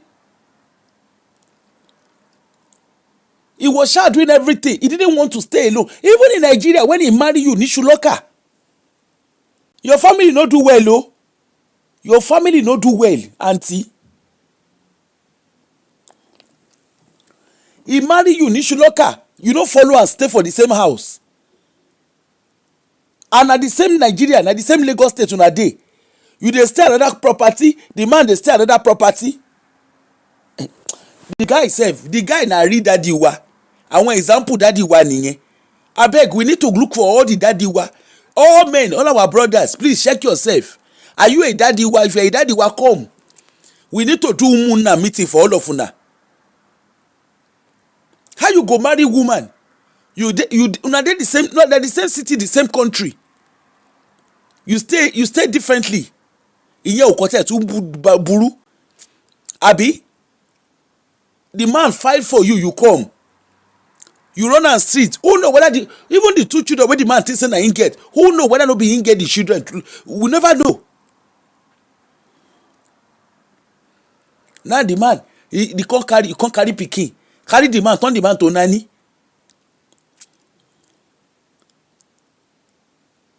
You dey gbé nǹkan for you. Meanwhile, the man, the woman, okay, the daughter was strong. Of course, it's natural. Let's be honest here. I've said it several times. Men are not natural. They are not nurturers. Natural in a natural form. That's not how they are framed. Not be say we use and take insult them. We have present fathers, yes, but there's a role that a woman plays. Woman in nature, females, naturally they have a nurturing nature. And that's why when they go to court, when there's divorce or separation and it becomes a custody thing, that's why they take into consideration the role of the woman. It doesn't necessarily mean that the woman will always get the child, because that's a wrong narrative that people put out there. It's not always a case that the woman will always end up with the children. But that is taken into consideration. Is the man able to care for the children? And if he is, okay, if you are saying you want to care for, do you have people that can support you? Because naturally, a male is not designed to do is not biologically designed for nurture. It doesn't mean the man cannot care for the children. Let's be honest, even in a marriage of man and woman, wey be say una marry, una dey inside the same house. Let man do pampers, make man tie pampers, make woman tie pampers. The difference is clear. Even when it comes to like this one is not to be said we dey use and dey bash our brothers or our fathers or our husbands or boyfriends. If you leave a child with a man, yes, they will do what they need to do, but they don't have that nurturing nature. This is not bashing. You can't turn the man to Bewudani. He begin to do nanny job. You dey Nigeria. You dey waka up and down. Where did you even wait? Hold on.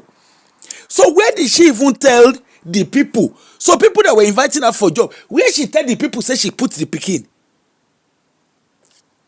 I left my 3-month-old baby with my husband Bewudani in Nigeria, in London, and I'm here. The man even understand he war. Oh la lulu. The person will be say he dey date. Nah, he don't do your introduction. They still a date. They tell and say oh boy, the best way for you to get your paper, lẹ́yìn kó ṣe ìyá come and marry level ló yẹ kó ṣe. The guy na better guy o. Wallahi daddy wa ni bọ̀dá yẹn. The guy still dey do my wife will not understand ìkíníkan. Ó bá wọn ọmọ London mi pàdé torí wọ́n ti gbálẹ̀. Ọlọ́gbẹ́ni wọ́n á ràn ní street tí ò sí nǹkan tó máa ṣe yẹn. Wọ́n á ṣe nǹkan tó ní ṣe wọ́n á pè é ni. Wo baby dúró síbi tó wà o. Mo fẹ́ gbàwé mi ná. They no go send you. The man in all the things that would have made him regulate his stay, he chose not to do it because of you. Wọ́n ṣe gbogbo ẹ̀ tán, you carry yourself go sit down for Nigeria.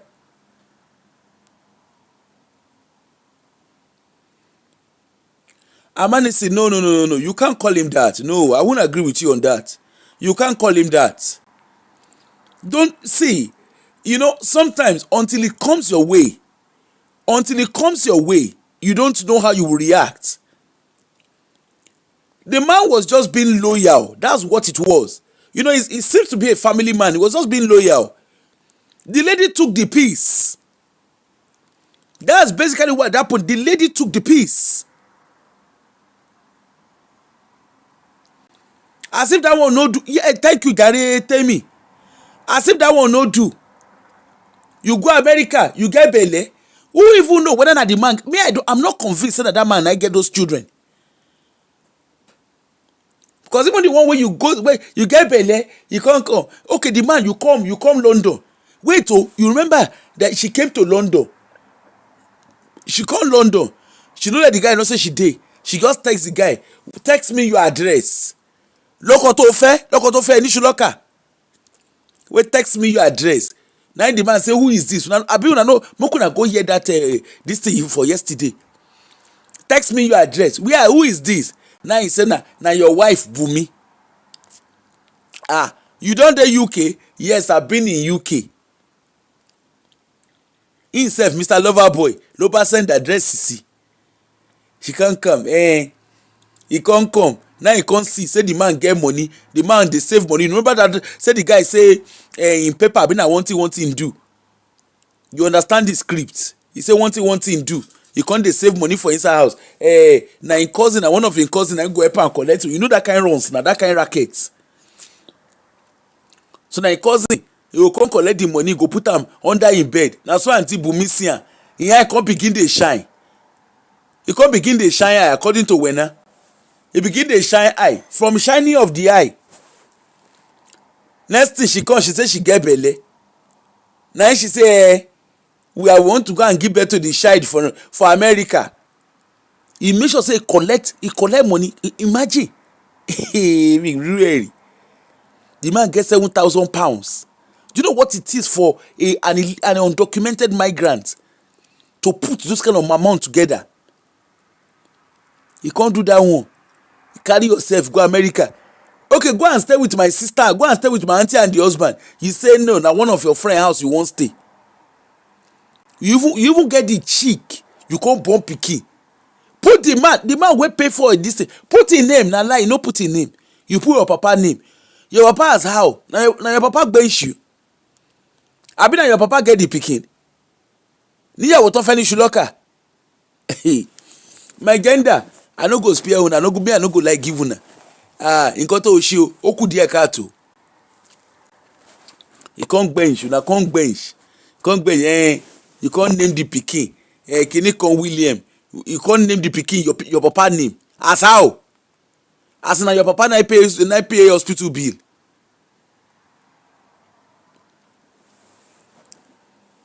You reach Nigeria, you can't do you go buy charge ka fi tole nu wo. Go carry the pikin come.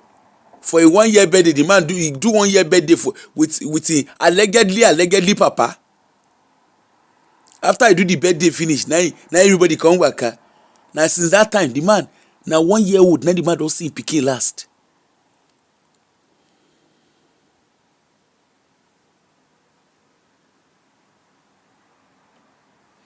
Okay, no worries. Now 1 year old, now that boy see him papa last. Let the boy at least take the boy to his parents, to his paternal grandparents. May they also see their grandson. Now lie, you no gree take that pikin go there. Now when the man talk, the man dey beg for pikin wey be his own. Well, supposedly his own. Ọkùnrin dey ṣayé ọkùnrin bálabàla. And you get brother o. Look at your brother, look at that one dey talk. He dey talk yawu.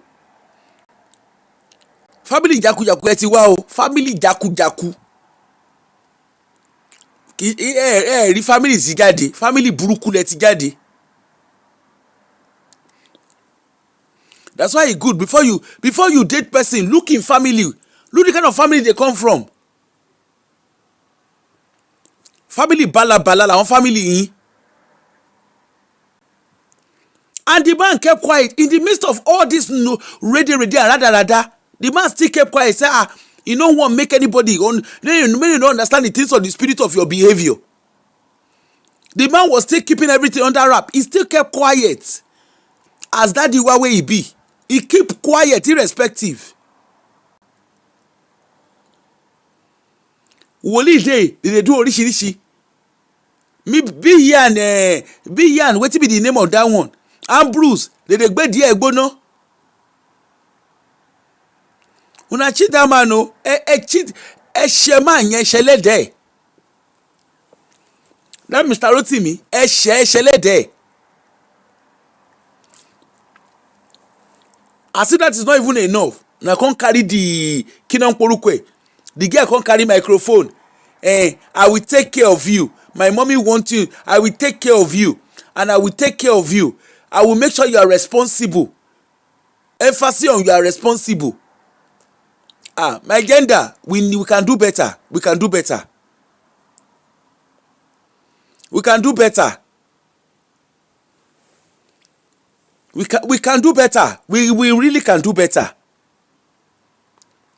Kí ni máa yẹn fi kí ló lè ṣe kí ni nǹkan tó fi ṣe é? His offence was that he fell in love with you, he loved you and married you. That was his offence.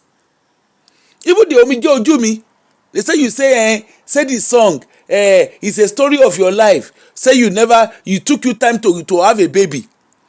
Now the man they talk now say that song sef, you still dey polytechnic when you sing the song. You never even marry. You never even get serious relationship. Let them know you marry. And like I said, me, I don't even know the song in fairness. Well, I would say, I'll go and try and listen to it, but I don't think it's my kind of music because Tope Alabi is really something like, Tope Alabi song is so relatable for me.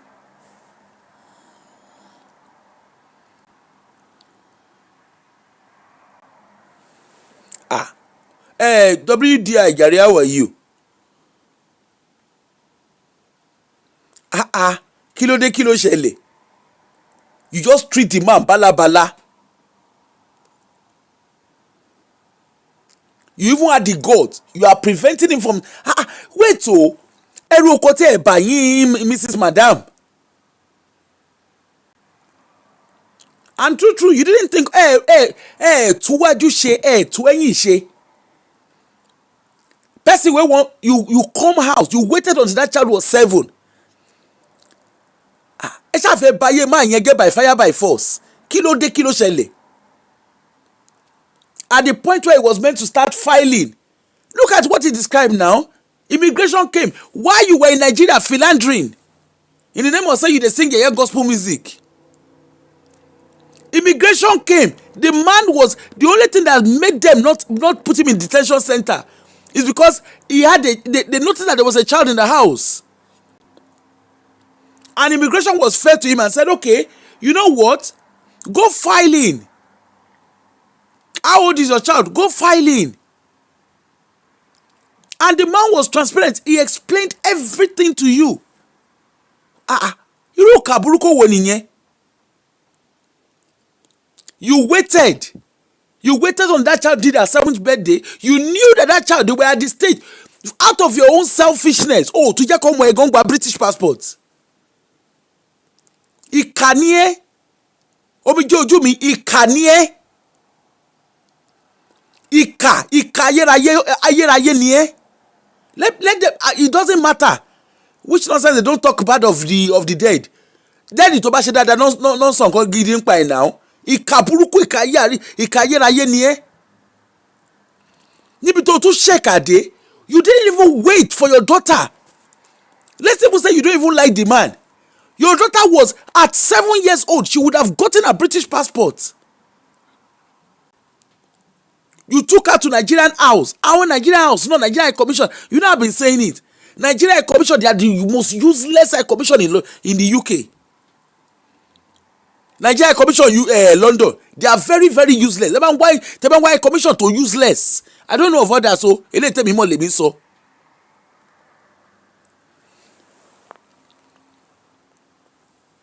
O lọ sí kíná porúkọ, o lọ sí Nigerian High Commission. Lọ́mọ tó ní bàbá, tí bàbá ẹ̀ wà láyé tó wà láàyè. You took her there to go and collect travel documents. O dẹ̀ lọ parọ́. Pé bàbá ọmọlọ́mọ, you said the father of the girl is don pie. And Nigeria house no ask you na question. He no ask you. They don't ask you questions. Say where is the where is it? Wait, because you must have presented. She must have presented death certificates now. Hey, Auntie Bumi, akutuku yin lọ́lọ́run. All those Bible wey they read for your burial ground, akutuku yin lọ́lọ́run. I'm a woman. I'm a mother. I'm a sister to a man, to brothers. I'm a mother to a son. You are not the kind of kì í ṣe irú obìnrin yín náà máa fi ń tọrọ.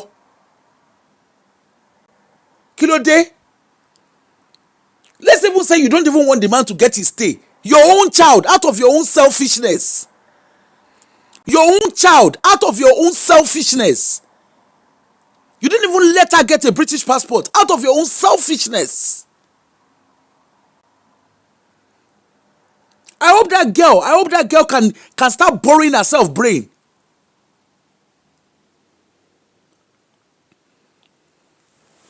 I hope that girl can sit straight and set her head straight and start borrowing herself brain and start on learning.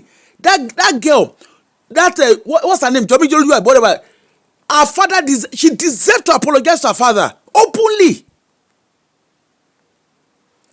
Nǹkan tí ò dá kò sórúkọ méjì tó fi ń pè. Me, I know they do women supporting women. There is no place for feminism in an African culture. Go and read go and understand your African culture, your own diluted African culture. There is no space.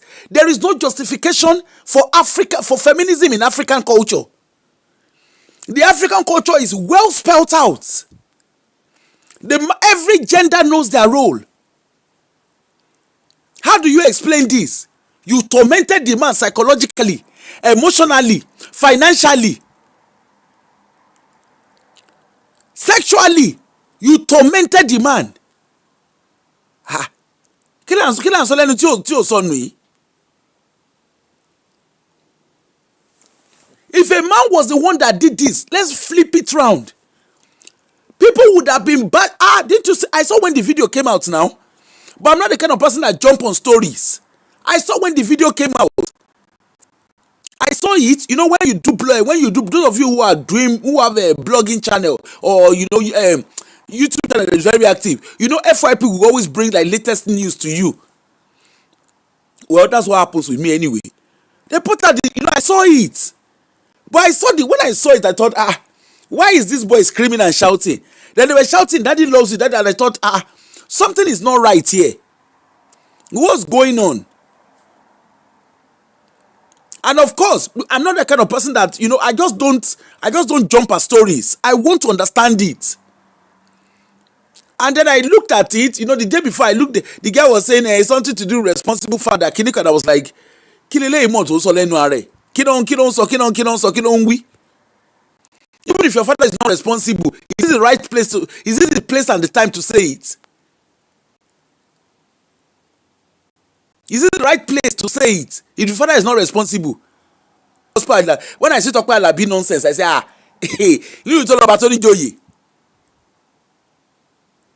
No ṣe wedding, family bàbá ò sí ńbẹ̀. Àwọn àti ta ni anyway, kó máa rí àwọn family ṣe sí. Irú àwọn èèyàn báyìí wọ́n máa rí family ṣe sí. And I no meet family wey be say their head e knock engine.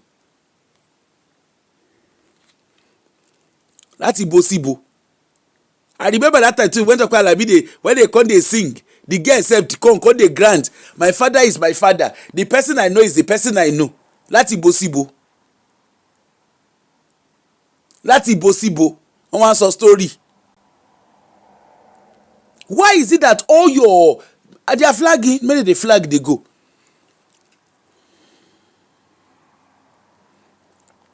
I am not blaming her. What I'm saying is there is a time and place for things to be said. Still, let's put sentiment aside. Let's tell, you see, when something is wrong, let's call it wrong. When something is not right, let's say it is not right. You see this culture of, don't let us talk to our pastor. Touch not my anointed. Only one pastor fi baye àwọn èèyàn jẹ́. Àgbàlagbà ò kí ń parọ́, òun náà fi baye àwọn èèyàn jẹ́. Don't let us talk ill of the dead. Only dead. Abẹ́rẹ́ dead. Omije Ojumi àbí kí nìyẹn pé rẹ̀. Look at how she treat. Is this man not somebody's son? Is he not somebody's son? Is he not somebody's father? Is he not somebody's brother? What if this guy has slipped into... those of you who live abroad, we know they say a lot of people with their mental health, where they put for section. Now one thing they snap, this man is even saying he's lucky to have people around him that kept him sane. It doesn't take long for somebody to snap mentally. Look at what he did to the man. The man is just lucky that he had people who were able to hold his hands. There are so many people like that. When we say, so the thing where even happen to this man, he no go reach half. When they go don't snap. Abuna no hear wetin the man talk. He said go dey waka for road. Now so he go begin dey cry. She now had the God. Tope Alabi's husband is helping. Tó bá help. Báwo ni marriage ti àti marriage Tope Alabi ṣe jọra wọn? If Tope Alabi was your mentor, why you no move go inside your house? When you want to collect money, you are not comparing him. You will go and collect money. The man will send you. He was there, busy doing stuff. Even when you are wait oh, obìnrin máa burú o.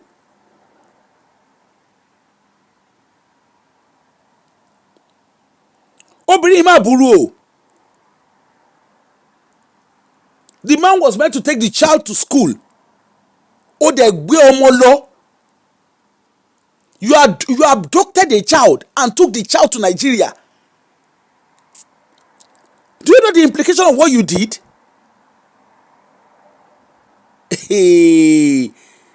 Obìnrin burú o. Akutu kú ẹ lọ́nà ọ̀run. I'm sorry to say. I'm not sorry. Akutu kú ẹ lọ́nà ọ̀run. You took a child that was supposed to be in school. The man was held under home arrest. Do you know what that means? What if you were going and that child, what if you were going and something happened to that child? Do you know what that means for that man?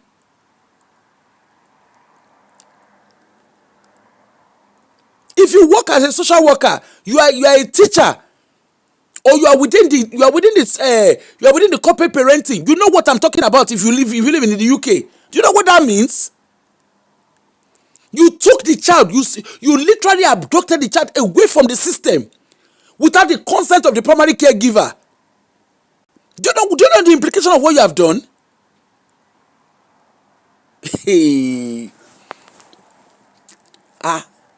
Ọmọ ọlọ́mọ lọ, mú lọ sí school. Now they arrest the man, they give the man home arrest.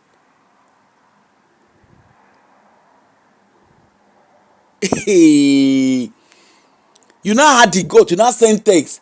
Don't look for her. We are in Nigeria. Ó dẹ̀ sọ ṣákálá bẹ́ẹ̀ yẹn. Ìwọ dẹ̀ gbọ́mọ ọkùnrin dání. Ó dẹ̀ lẹ́gbọ̀n ọkùnrin.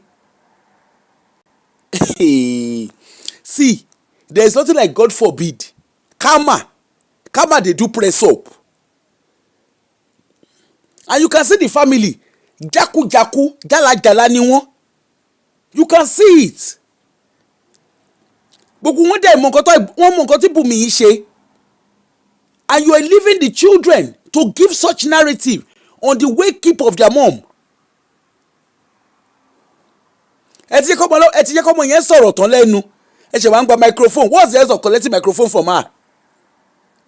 She's already said what you are. She's already filling the gap now.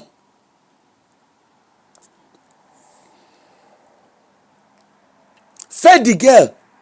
And the thing is, you dey bench. She be like your ex-husband, I talk am. You pushed him until the man, you pushed him to a breaking point. So assuming the man had ended up in mental units, what if the man had ended up being permanently sectioned? Ẹ dájú o. Ẹ dájú. You go mọ̀ pé ẹ dájú. Even on your sick bed, you were still lying. The children are in Canada. Canada wèrè wo. Ṣé bá ṣe mú yàn lọ sí Canada nìyẹn ni? Báyìí mú yàn lọ sí lóyìnbó nìyẹn ni? Láì kú ẹ̀. And you the woman, you big mom, wetin dey call you? when they say you dey plan to take another man pikin, anyway, hopefully the father, hopefully those children, he is the father of the children. Because me personally, I don't believe he's the father of those children. You don't want to carry, you want to carry another person's child. You want to carry the child abroad. Carry the child abroad as hell, as who? As who, as how?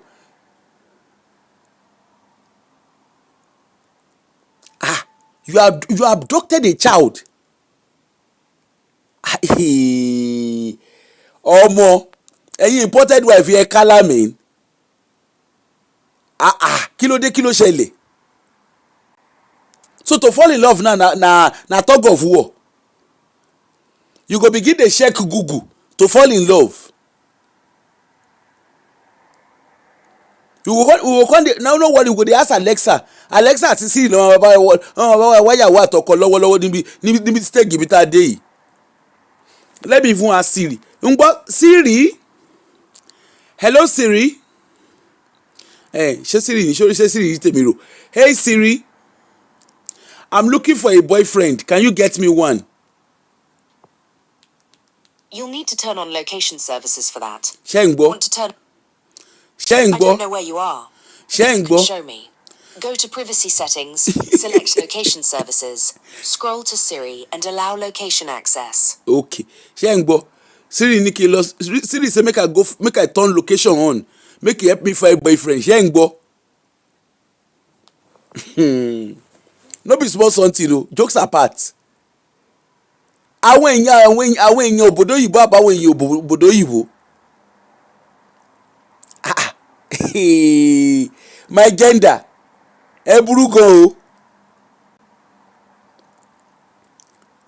My gender even me sef wey be woman, fear sef dey catch me for una.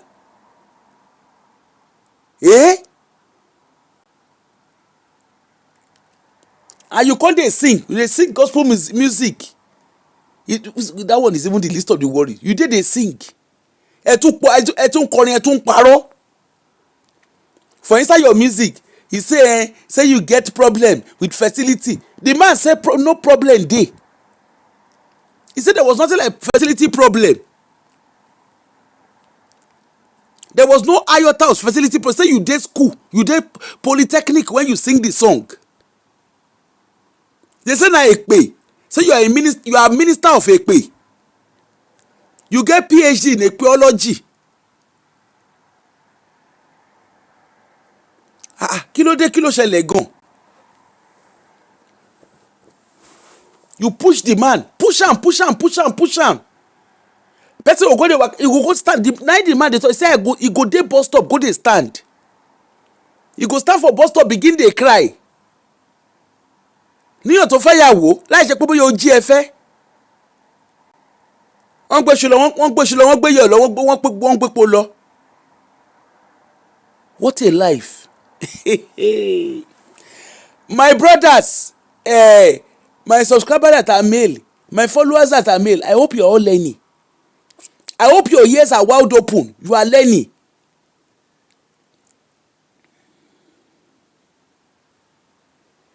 I hope your ears are wide open. I hope you are listening.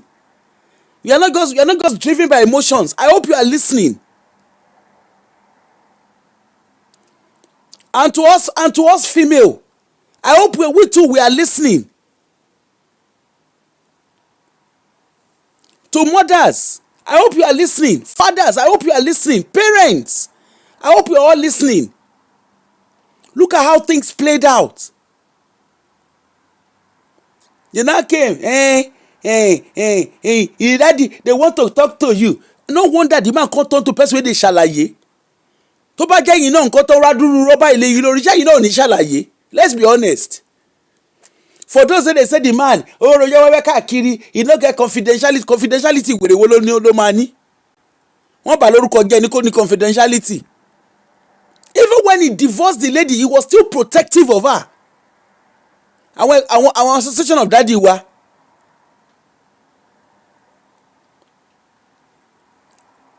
He was still protective, very protective of her. He no wan make her career spoil, but she no care.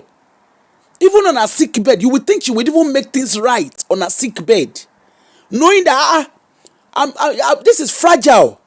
Let me correct my wrong. Either way, which way, let me correct my wrong. Even on a sick bed, she was still lying. She was still filling everyone with lies. The children are in Canada. At least you will even call. You will even try and make things right.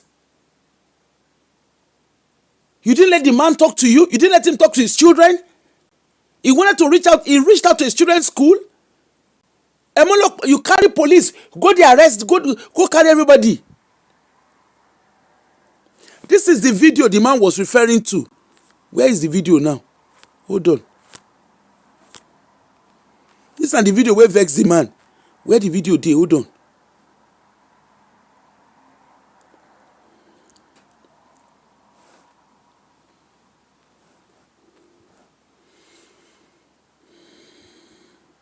This is the video the man was talking about. Thank God for this event. You know, hold on. You know, the man was talking about a video that they were carrying the children around, that they were trying to beg for money for the children. So this is the video. Listen to it. This is the video he was referring to. These are the children of our beloved sister. And I know that the world is waiting to see them grow in the Lord. Grow greater, more than their mother. Yeah, tell the children to go fund me. And I know that as somebody has prayed, in the next 1 week, 2 weeks, 3 weeks, gradually, people may forget these children. 1 week, okay. God, in His infinite 1 mercy, week is equal to. will not forget that. And here, I think that we need to assist and do something Shengo, for the family, Shengo. for these children. I just want to implore anyone. I want to appreciate. That was the video where they used to beg money for the children. The man no say no fit care for him pikin o. Ìyá wọn, ìyá òṣì. Ìyá tí ó yẹ kán fi tọrọ. You see how she scattered the life of his children. That boy an American citizen. That girl would have been a British citizen if only the mother allowed her. You see that even the mother herself, even the so-called Omije Ojumi gangan tó pè rẹ̀, Omije Olu, whatever her name is, you see that she doesn't even love her children. It's not the case that she didn't love the man. It's bad enough she doesn't love the man. Even the children gangan tó big kò love wọn. She doesn't love the kids. That is nothing but the fact. She doesn't love her kids. There's support in place for these children. That this girl, being a British citizen, losing her mom, there is support in place.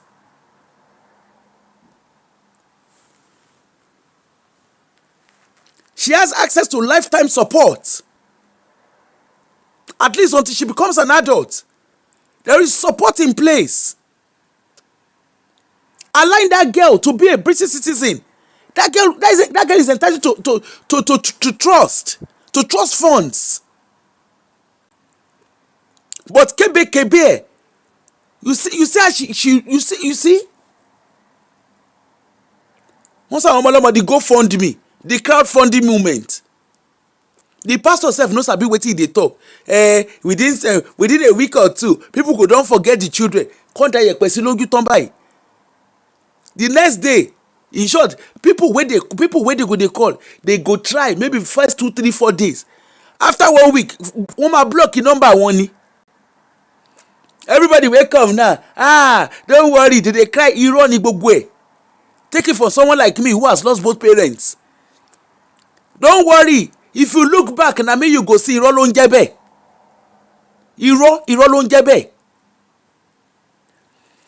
If you look back, don't worry, where your mother is gone, but your mother is still, we are still your mother. Na story for the gods. Story for the gods ni. Wait, na here we go dey. Wait, make they do 1 year remembrance of the woman, and look at the crowd wey go come, and the crowd wey come now and the crowd wey go come, you go see am. The difference is like 7 up ló ń jẹ́ bẹ́ẹ̀. Àwọn bí báwo, once they don pour sand, story for the gods. All those cry na just souvenir. Take it from me who has lost both parents. I will do this, I will do that. Your father was my very good friend. Your mother was my very good friend. Story for the God ló ń jẹ́ bẹ́ẹ̀. Ask people wey their papa and mama don die, they go gist you. They go gist you. Say shebi abi wait, what we dey talk? Shebi you say Wigwe, Albert Wigwe, you no see am? Wey the man kpai, who dey fight the pikin? No be their grandfather dey fight them. Lord, abeg, leave all the story. If you have your parents alive, you don't know wetin, you don't know how far. If you have your parents alive and you are older, you don't know how far. Àwọn ọmọ yìí ṣégi àjẹ stupid and bastard tí wọ́n lára tó ń bá reconcile pẹ̀lú bàbá wọn. All those uncle, you see all those uncle wey ṣe rùgbọ̀n, wọ́n ṣe rùgbọ̀n bíi Fádèyí olóró yẹn. Wàhálà, you go reach one stage, those uncle go say, ọlọ́gbẹ́ni wa náà ṣe bó ní bàbá. They go turn face. Na here we go, they will go watch drama.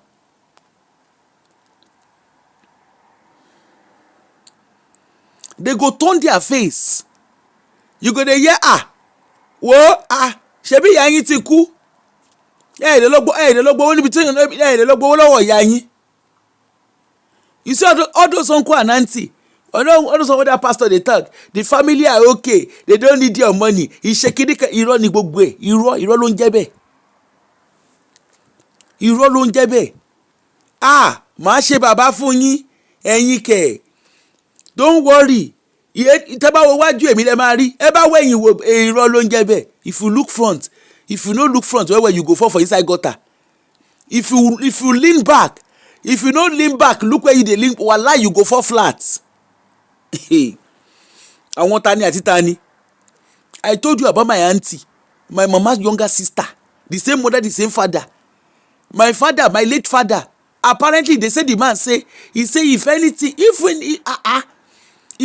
do me and my wife today, we know say this person, he go look after our children, even up to where we know, even up to more than where we think. Wallahi, ojoju wọn straight. Ojoju wọn tí ò sí nǹkan tó tẹ̀ yẹn.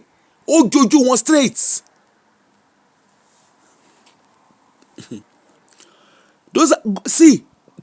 Trust people at your own risk. When somebody, don't worry, I am the one that will shake it. I'm going to be your father, I'm going to be your mother. Story for the God. Story ni. Those children, if they know what is good for them, they better communicate. Take it from me, who be full blown orphan. Ologbeni, connect with your father. Nobody can love you more than your father. You better connect. You saw those grandma. Of course, I believe small pikin they worry you. Even the small pikin wey they worry you, your head supposed to be straight now. Jobiloju, make your head straight. And they tell you, I'm telling you as someone who has walked your path, who has walked the path that you're about to walk. Ologbeni, you better walk out straight. You see your papa, find a phone number, connect with them. You see those your father's family, you better go and trace their address. You better go and trace their address and get your father's number. You are still 15, you never even 18. Ologbeni, you better go and go and find your father. Make the quick filing for you before you turn 18. All those grammar we they speak. Hey, don't worry. I'm going to look after you, your mother, your baby boy. You better go and connect with your father. You better connect with your father before you turn 18. Keep about it a filing for go here the map UK. Anybody wey sabi the girl, anybody wey know the man number, call me. I go guide you now. Una no need to do GoFundMe for the girl. All you need to do, the girl lived in the UK non-stop for 7 years. Call me. I say call me. Call my number. I go guide the man on what he go do. No be anything fake. No, there's nothing fake about it. The girl was born here. She lived there for 7 years. There is record to show that she was here for 7 years. All they need to do, I'm saying it on live TV, on live show. Get the death certificate of the mother. And the girl, get in touch with your father. Let your father, she been at 15, they said the girl at 15, Abi. Am I right? I think she's 15, Abi.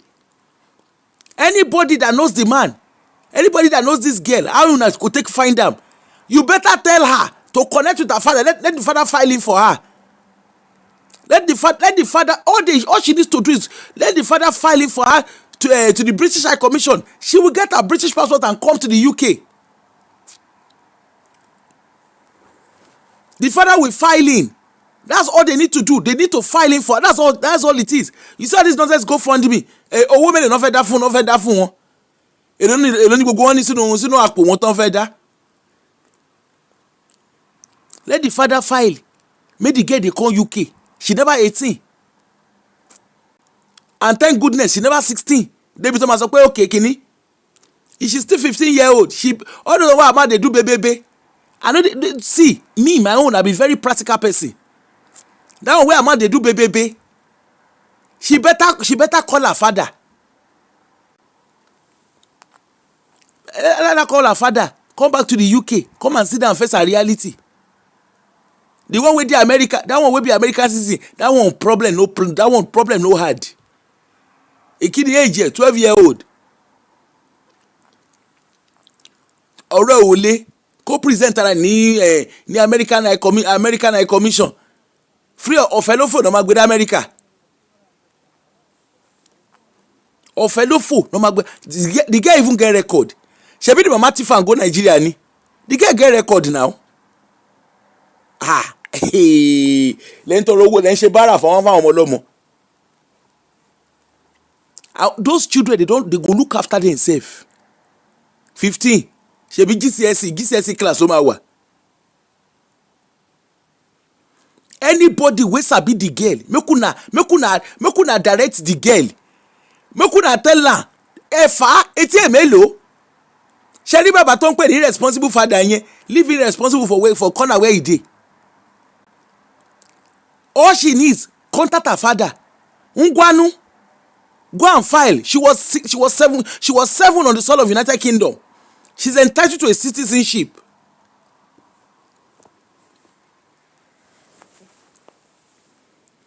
She's entitled to a citizenship. Anyway, if she choose not to do it, good luck to her. Aberu embody or ole. You see, see me, I be full blown orphan. You see, you don't sugarcoat. There's a lot of practicality. You don't sugarcoat. They are even lucky. Maybe they don't grow. Nobody coffee use and they push their head. They don't grow.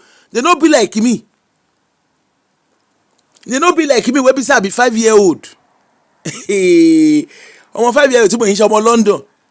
What are you eating? While we eat, you know, see my accent is change. Oh, change is straight. See Nigeria accent in it. Ọmọ bá gba orí ẹ̀ lẹ́ẹ̀mejì accent as straight wá ni. Your mama still dey alive. Your mama dey alive na make people dey look their face. Ọlọ́gbẹ́ni nígbà tó ń shift orí mi lẹ́ẹ̀kejì tó shift lẹ́ẹ̀kejì my accent change to Nigerian accent. Oyibo supreme disappear from my mouth to straight ni. Make una advise that girl. Now see, tell her an orphan is advising her. An orphan that has worked her part is advising her. That part she's about to work, she don't understand them. She don't understand the things of the spirit. Tell her, say, orphan, we understand the things of the spirit. They advise them. This will not be a case of don't touch not my anointed. Leave anointed for where he did. You see all those church people, they go use them. Wọ́n á tún lò wọ́n, wọ́n á abuse wọn, kò sára tán ní fi wọ́n ṣe. Màá ṣe bí ìyá kò dàbí. Màá ṣe bí bàbá kò dàbí. You see the baba now. The baba dey gbẹnu sí báyìí, he say he can look after his own pikin, he can look after his children. Make una leave them. Those girls, they don't even need to do too many wahala. That girl, that Jobiloju àbí kí ni yẹn pè rẹ̀, that Jobiloju, all she needs to do is contact her father, and the father will file in. They go file in for am before kina poruko home secretary wa. By April, if she wait till April, if they change the law, because by April once you turn 10, if they change the law, ní tiẹ̀ bá bá ó bá bá ta o. Anybody wey like am, una better send this video, give am say oya afira eti emelo, carry yourself, go and file, go and meet your father, let your father file for you. There's records. Thank goodness you schooled here. There's records that you schooled here. There's records that when your mother abducted you, it was reported to the police. There's records. But if you like, sit down. They do my father is irresponsible father. They find Uncle Bolaji and Auntie Bolaji ti baba e ba sun. Anybody will Abyssinian orphan, and they advise am. Na my colleague. You know when they say person na my colleague in orphan level. Na my colleague, I be orphan no. So I dey advise am. Advise to man run lọ́wọ́ ni mo ń fún. So that papa which they call irresponsible father. Now that father, she need that father. That father is the one she need the gagan. That father is the one she need the gagan. She don't need any other person pass that man. The father cannot file in for her straight away. She needs father way she know they follow the talk. Carol, where you dey? How can a father file in for her when she's not talking to her father? You can't make the father file for her now. She needs to be willing to do it. Now Nigeria now that they do is a shide. Ọmọ tó mọ̀ pé shide lòun tó gbé microphone dání tó pé bàbá ẹ̀ ní responsible father. Ọmọ leave that. See, I be orphan. I dey tell una how e dey work. She needs to call her father. She needs to get anybody. If she like anybody wey like am, if una know am, tell her. You see that baby wey she dey do? Well, her brother is sorted for life. All the brother needs to do is to present himself in American embassy. That's all the brother needs to do. Shebi the brother hold American passport, Danny. That's all he do. That's all the brother needs to do. Now she has her own table. Now they shake. Her brother's table is not shaking. Ẹ já sọ̀rọ̀ síbi tọ́rọ̀ wà.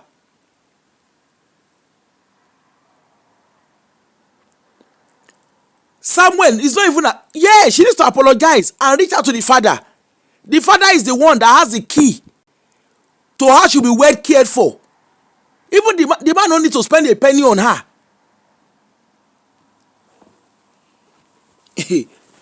Baba ò need láti know owó lórí ẹ̀. I'm saying it confidently. All this I will look after you. Wetin she know what she wan do? I will look after you láti bò síbo. Ọmọ ọdún mélòó ni? The brother is sorted. Ẹ fẹ́ gbọ́? The brother is sorted. See, if the worst come to the worst, the brother just need to waka go American embassy. Lẹ́ẹ̀pẹ̀lẹ́ o, I am American citizen. That's all the brother needs to do. That is all. Me, if I wise, you see that time where I dey stay with my auntie. If I knew what I know now, wallahi, Mati wà ní UK tipẹ́. All those my auntie they push my head. Tí màá ti gbọ̀nà eléke Christian ti lọ. If I know what I know, wallahi, I go don return back to the UK. A year after I started with my auntie, all I need to do is just go to the British High Commission. That's all I needed to do. Meanwhile, in her own case, she don't be citizen. But the fact that she has lived in the UK, that she was born here, she had lived here up to her 7th birthday, and there's records for it. all she needs to do is her father is the key. Her father is the key to her getting a British passport.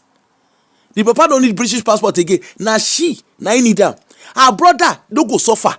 Even if he suffer, all he needs, if he suffer, if the suffer tire the boy, all the boy need to do is work out go British High Commission, American High Commission. They go pay in flights. No matter as America. Now America citizen, America don't they joke with their citizen. UK don't they joke with their citizen. But the girl, right now, now that girl don't get citizenship. And her citizenship is dangling. And she better get herself resolved. She better resolve things with her father before April. Where they go change things. Shadi bebe tó ń ṣe yẹn kò ní ìdìgbò shadi gbogbo bebe no her case no be case of bebe. All those are uncle. Ṣé bọ̀dá onírùgbọ̀n fàdé yìí olóró yẹn. Àbáwọn àǹtí data polling borí. Na those one I wan look after her. I be the pastor wey dey use and dey do GoFundMe. Ṣáwọn yẹn jọyọ̀ tó lè tọ́jú ọmọ. Anybody wey sabi jomi lójú ẹ ṣá advice yẹ. Advice yẹ. Ẹ lo advice jomi lójú o. Kó yá tètè jọra ẹ lójú, kó yá jọra ẹ lójú dáadáa. Kórúkọ má rò. She's 15.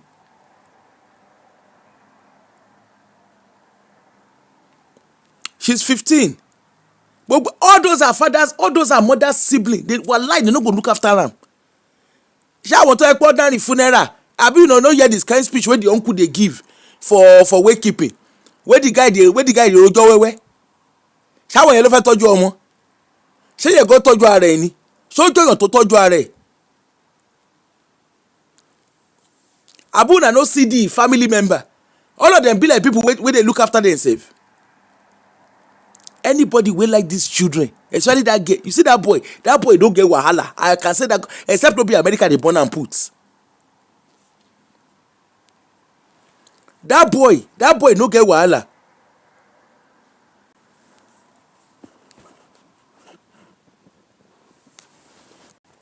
That boy no get wahala. You see that boy na American citizen. Kò ní wahala, and that's the truth. Kò ní wahala kò ra wọ́n ma ṣe tiẹ̀. All he needs to do is present himself in American High Commission. If wahala plenty for him, he present himself. You don't even need to get passport. He shall present himself. Ṣebí American no BC. All they need is his date of birth, his full name and date of birth. That's all they need. Mrs. Madam tó ń ṣe I will look after you. I will make sure you are responsible. You are responsible. You are not irresponsible. Ìyẹn gangan ní lẹ́sẹ̀ ń dángù. The mama no like am and they talk am boldly. The mother also long why ìyá tí ò like ọmọ ẹ̀ na this Omije Ojumi. You don't like his children at all. You don't like the children at all. And do you know the most painful thing? You know the most painful thing for that man? This Baba would say they fight for him pikin. You see that boy? That man does not have ties to that boy. That but I don't see. I mean, I will say the concept. The one with the husband, the ex-husband, he doesn't have any ties to that boy, because on the birth certificate of that boy, he's not the father, so he has no ties to that boy. The only child he has ties to will be between the two of them. Now that girl, he has no ties to that boy, because on birth certificate his name is not there. I know hear wetin the man talk yesterday. He said she no put her name. He no put his name. Now in papa name he put for there. So the man literally, by law, the man only has one child.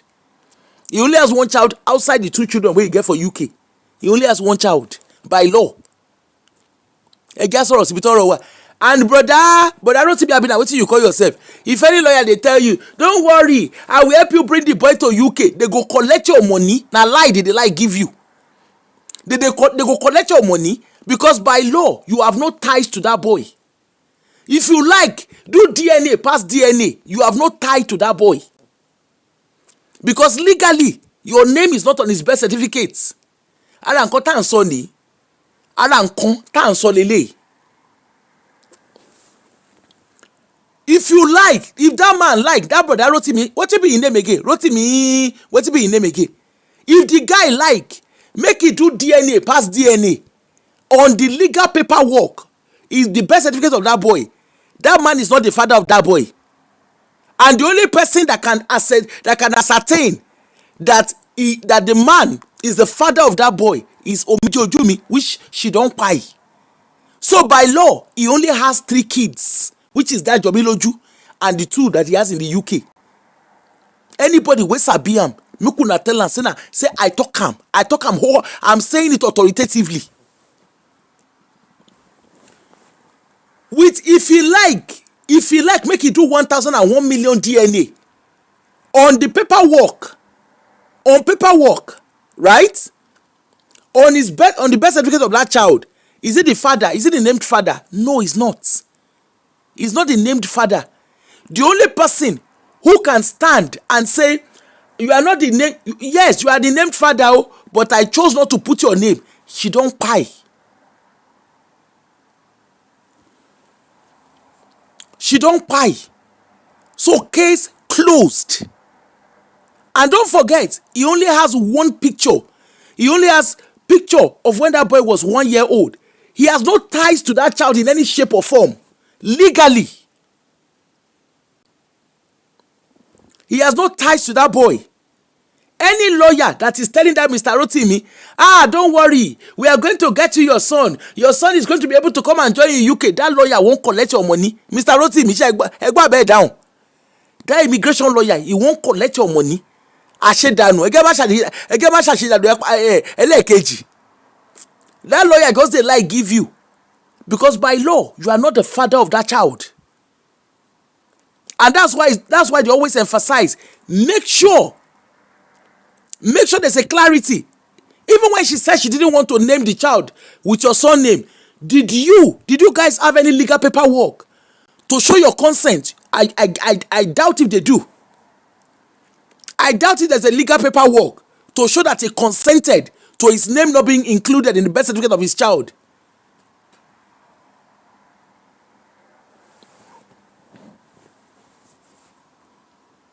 Adebowale Ajayi, wetin be your problem? I doubt if that man has that legal paperwork to show that he consented. If he doesn't, Eko Boda Rotimi. You better face, you see the only child you have, outside the 2 that you have in UK, the only child you have is Jomiloju. And yes, you are lucky. You and Jomiloju, whether she go gbe di ara egbono, abi she no gbe di ara egbono. By law,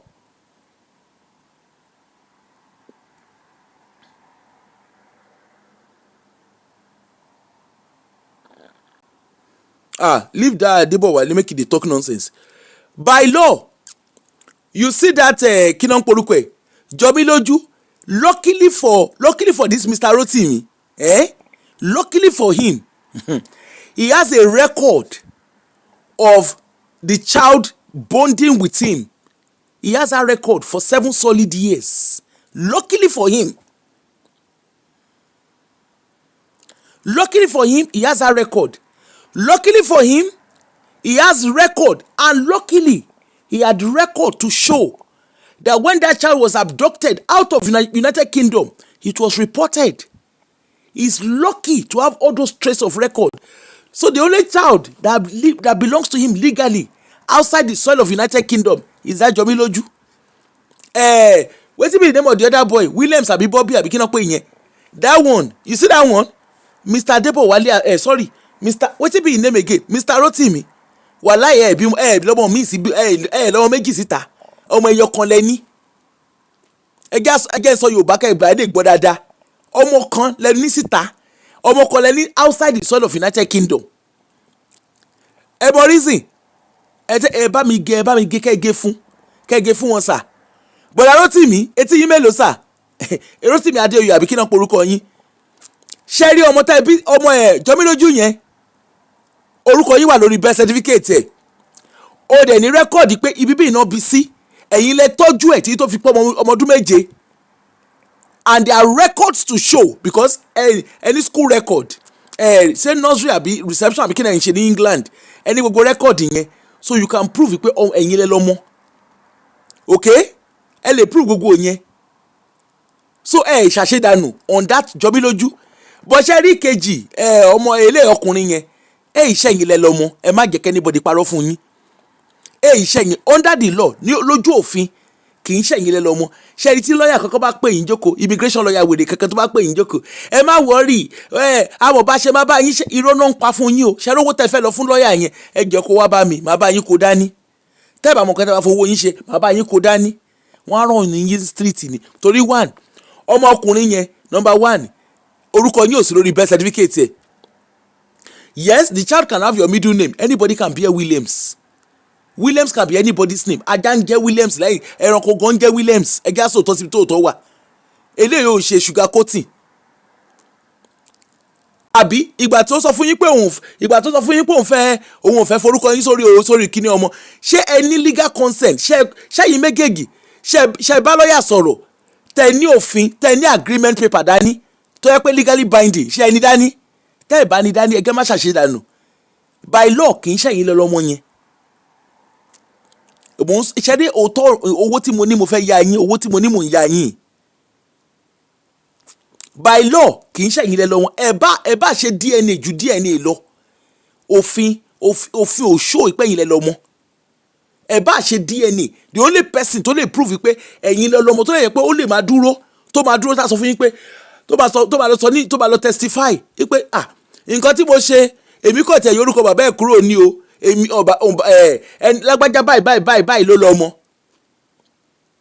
ẹni yẹn ti kú òun lomi jẹ́ ojú mi ó ti kú she's the only one that could have linked you back to your son legally unfortunately you don't have that yes ẹ lè prove mo send owó sí ẹ lè send owó sí anybody náà lè send owó sí we were married at that time ìgbà tẹ́ ẹ marry ńkọ́ báwo lẹ ṣe ok ìgbà tẹ́ ẹ marry ẹ bímọ kìíní ẹ sọ lórí wọ́n forúkọ yín sórí birth certificate how come torúkọ yín ò sí ní second one and of course at the end of the day wọ́n máa tún wá check ẹ̀yin méjèèjì there was no record that both of you lived together the lady was really in the UK whether when you were documented or when you were not documented she was really in the UK ẹgẹ́ yà tètè gbá kámú ṣẹ́rí ìjọba lójú àbí kí nìyẹn pé rẹ̀ that's the only one tẹ́lẹ̀ mú nípa ojú ọmọ yín DNA will prove wetin ẹgẹ́ máa tàn bọ̀dá ló tì mí DNA wèrè wo ló ń prove DNA máa prove fọmọ tí ó yẹ pé kò ní bonding pẹ̀lú ọmọ tí ò ní can you compare is it like you guys are not paying attention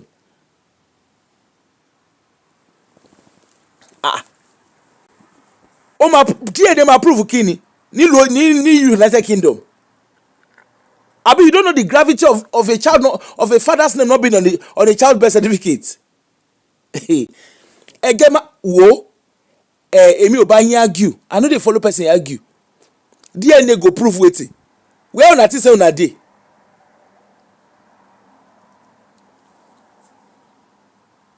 especially in the UK DNA will prove it okay mo ti èmi ò bá yín argue ẹ ti bọ̀dá síwájú bọ̀dá kí náà porúkọ ẹ̀ bọ̀dá ló tì mí they say DNA will prove it for you ọmọ táì ní any form of bonding pẹ̀lú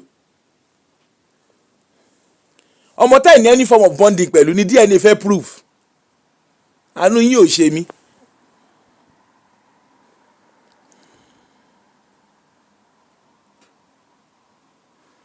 DNA will prove wetin DNA wan prove person abi do you not know the meaning do you not know what it is do you not know what birth certificate is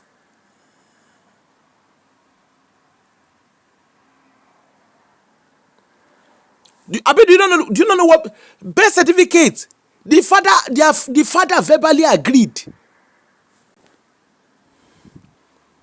Somebody is calling. Hello. Yes, I'm listening. Yes, I want to contribute to... Oh, sorry. Okay. Yeah, so regarding the issue of the DNA thing, I do not think that guy should concentrate his effort in dealing with that family. God forbid that thing. If I were to be in his shoes, I've got a new family, so he's got 2 other kids who I imagine that will be younger. He should just concentrate his effort on bringing up those ones. They will use them to abuse him. They will use them to bait him, as in they will be manipulating him with those children. So those ones too will be doing their own. But the family member, the lady's family member, they will also be using them to taunt him or do all sorts of manner. My brother, you know what I'm trying to say? Why does he need to do DNA? No. Hold on, my brother. Hold on. Yes. You see the DNA. There is no need. You see that boy, the other boy, the older boy. Abisha older boy, the brother of the girl. Yes. You see the brother of the girl, by law, okay? I actually work in the system and I can tell you for free. You see, by law, the man made a lot of mistakes, but this is not the time to talk about mistakes. No, he didn't. Wait, hold on. I can say he didn't. Hold on. Because he didn't think anybody is going to run him. But hold on. You see what I'm... Let me try We and... don't anticipate a problem. But wait now. Wait. Yeah. You see, for the boy, the older son, the older boy. I can't say son now, but the older boy. You see that boy is born in America. You understand? Yes. And the boy, if you listen to the video, the one we did yesterday. Yes, I did. Okay. I listened. So the boy said, the man said that boy was born in America, and that the name the boy is not bearing his surname. You understand? I understand that. Wait. So in the case of all of this Maro, you understand? I'm just saying that you see those children, the only person that has problem is Jobiloju. But you see that particular boy, that boy is American citizen. I'm just saying that if the man is thinking he has 2 kids, he doesn't have 2 kids abroad. You know why? Because that boy cannot be traced to him. Because birth certificate. There is no link. Yes. There is no link. By birth certificate, he's not the father of the child. You understand? Exactly. Because it's possible that lawyers, now the man is vulnerable. It's possible that, he, as a father, is natural. He probably wants to have his kids and blah, blah, blah, blah, blah. Maybe not necessarily have them come to him in UK. You understand? I wish I know the person he is married to now. If that lady is a good woman, I think he can No. away Mr. Man, uncle, try and listen to me. I don't want... See, I'm a woman. I don't want you guys to make... You see, men make mistakes. And this is what we're trying to highlight. Right. You see the woman that is married to, okay? Yeah. The woman has no business with that boy that is in Nigeria. Exactly. You understand? You say that boy, you say Bumi Ojumi, whatever she calls herself. She literally has spelled out the future of her children. You say that boy, the boy is sorted. She thought she would be here. So No, forget about... I didn't think she would go. My brother, just try and listen to me. Try and listen to her so that men can learn. You see, for the boy, the boy is sorted. All the boy needs to do, if wahala plenty for his head, he just needs to present himself. He can afford to go to America. No, he doesn't need to be. Wait now. Just I understand. calm down and listen so that people can learn as well. You see, for the boy, if wahala plenty for him, all he needs to do is present himself at the American High Commission in Nigeria. They won't buy tickets for him. You don't, you can't say that. There is an American citizen. You can't say that. Okay, so it will work like even the UK do the same thing. Now, he is dual national. So it's not dual national. Yes. Let us educate ourselves. It's not dual national. It's not. You never live in America. You are not listening. You see, this is how people make mistake in our community. Okay. I'm listening. You I actually know some of these things, actually. See, But, he's not dual national. His first place of birth is America. Whether he live there, whether he doesn't live there, he's an American citizen. But yeah, by parentage, he's Nigerian. Okay, And No. What I'm trying to we are both like discussing it, analyzing it. It's not that I'm not saying that that's the 100% position. If you go to America, if he wants to go to America, that's if he can make his way there by himself. He doesn't need to make his way to America. That's what I'm saying. But he didn't go to school in America. It doesn't matter. Sheba American not BC. Yeah, okay, so let's use UK as an example. Eh. There are so many Nigerian child. I mean, there are so many British child. Okay, so okay, so the UK is actually different. But actually, we can also say that there are so many British-born children that their parents took to Nigeria and then they couldn't afford to come back to the UK and they live in Nigeria. They are Did those children present? Do they have American? Do they have British passports? Some of them do have. Did they present my brother? Did they present themselves at British High Commission? Well, okay. No, it's a question. Did they present themselves? I'm not very sure about that. So I'm telling you, I work in a system. I work in children's service. I'm telling you how it works. Okay, yeah. So let's agree that he can find his way to America. Fine. He doesn't need to find his way, and that's the story. All he needs to do as an American citizen is turn up at the High Commission. If you turn up, if so long as you are not a Nigerian born, turn up at the High Commission. Even in Nigeria, I want Nigerians to one in UK MBB. If you turn up at the Nigerian High Commission, it's not because Nigerian High Commission is not working properly. No, but see, let us pass the right information, because you never can tell. This man might get hold of the information. What I'm trying to say, and you never can tell people who might be caught up in this kind of thing. You understand? All the boy needs to do is turn up. You said the only person that his leg is shaking is that girl, because that girl is still within the law here in the UK, whereby she was born here and she has never been out of the soil of United Kingdom for 7 years. I was listening to your program yesterday, the one you made yesterday. I listened to part of it this morning on my own, and I realized that girl lived here up to 7 years. Why did the lady take her back home? Okay, we are going back and forward. All I'm saying is she has done what she has done. Okay, going forward for that girl. But why did the guy allow the lady to take that child? My brother, we are Anpada saying in the story town. So see, let's look at solution for the man. Or the girl, you see the girl is the girl. You saw those one that amount is doing baby. All she needs to do is reach out, go and look for her father's people. Reach out. The girl is still entitled to a British passport up before April, where they are going to change it to 10 years. She's still entitled. So all this baby that she's doing, she don't need them. But she's above 15 years. No. But she was on the soil. See, at the time she was born, she was on the soil of United Kingdom for 7 years. Okay. So but no, the law actually says, okay, yeah, let me interpret the law about that one. The human rights law actually says that if she live here up to 7 years, but in reality, it is 10 years. It is 10 years because it is only after a child born in the UK without being taken out. That is emphasis on not taking out. Clock 10 years, then that child is entitled to British passport. Okay, my brother, let me now tell you. Let me now tell you that that's not how it works. Let me tell you that that's not how it works. Well, let me just analyze. By being taken out of the UK, she has broken. She has not broken it. She has not. Okay. Yeah, they spend money. Uncle, let me tell you. Let me tell you my day job. Yeah. Uncle, let me tell you. In my day job, she has not broken it. I can tell you that for free.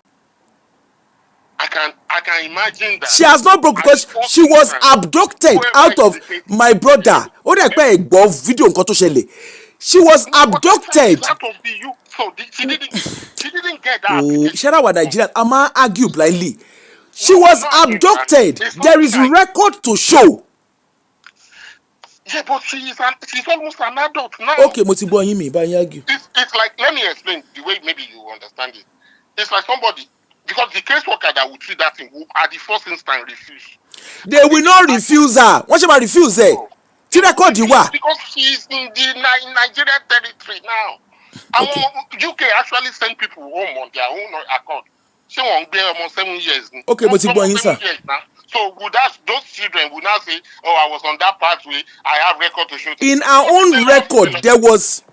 Okay, she will get it. I doubt it. The caseworker will refuse at the first instance. There is no caseworker refusing anything. This thing is very, very simple, sir. This thing is. She doesn't even need. The man does not need lawyer. He doesn't need lawyer to do this. This is a straightforward thing. Okay, she will come here as a visitor. Uncle Motiboyin. Ani Motiboyin, because we are going back and forward. I'm not actually very concerned about the immigration thing, But the actual truth is that if that man should be sane for himself, I think he should just move on with his life. He Okay. should leave the daughter and the boy alone. Okay. Those other family are intent, they will end up destroying him. So people who have no such issue, they do bring their child from other women into the UK. So what happens to me? Those children, when they come in, they will end up destroying that man or the woman. So I am very sure in this case, Uncle, that girl that was talking on the world media the other day, that their father is irresponsible, he shouldn't have access to that man again. That is the position. Okay, sir. Why is he going to bring such a lady to himself? They end up fucking families up. Okay. I deal in these things. So sir. I'm sorry, that's my view. Okay, that's okay. Wrong. It might be too harsh, but he needs to look out for himself. Okay, that sir. side will now come and look, and then we'll be living with those new children. Then it will thank them as well. Okay, no, sir. Leave them and go. I mean, it's actually better to cut your losses and go away rather than go and say, I'm trying to. So there is no way you will bring the daughter.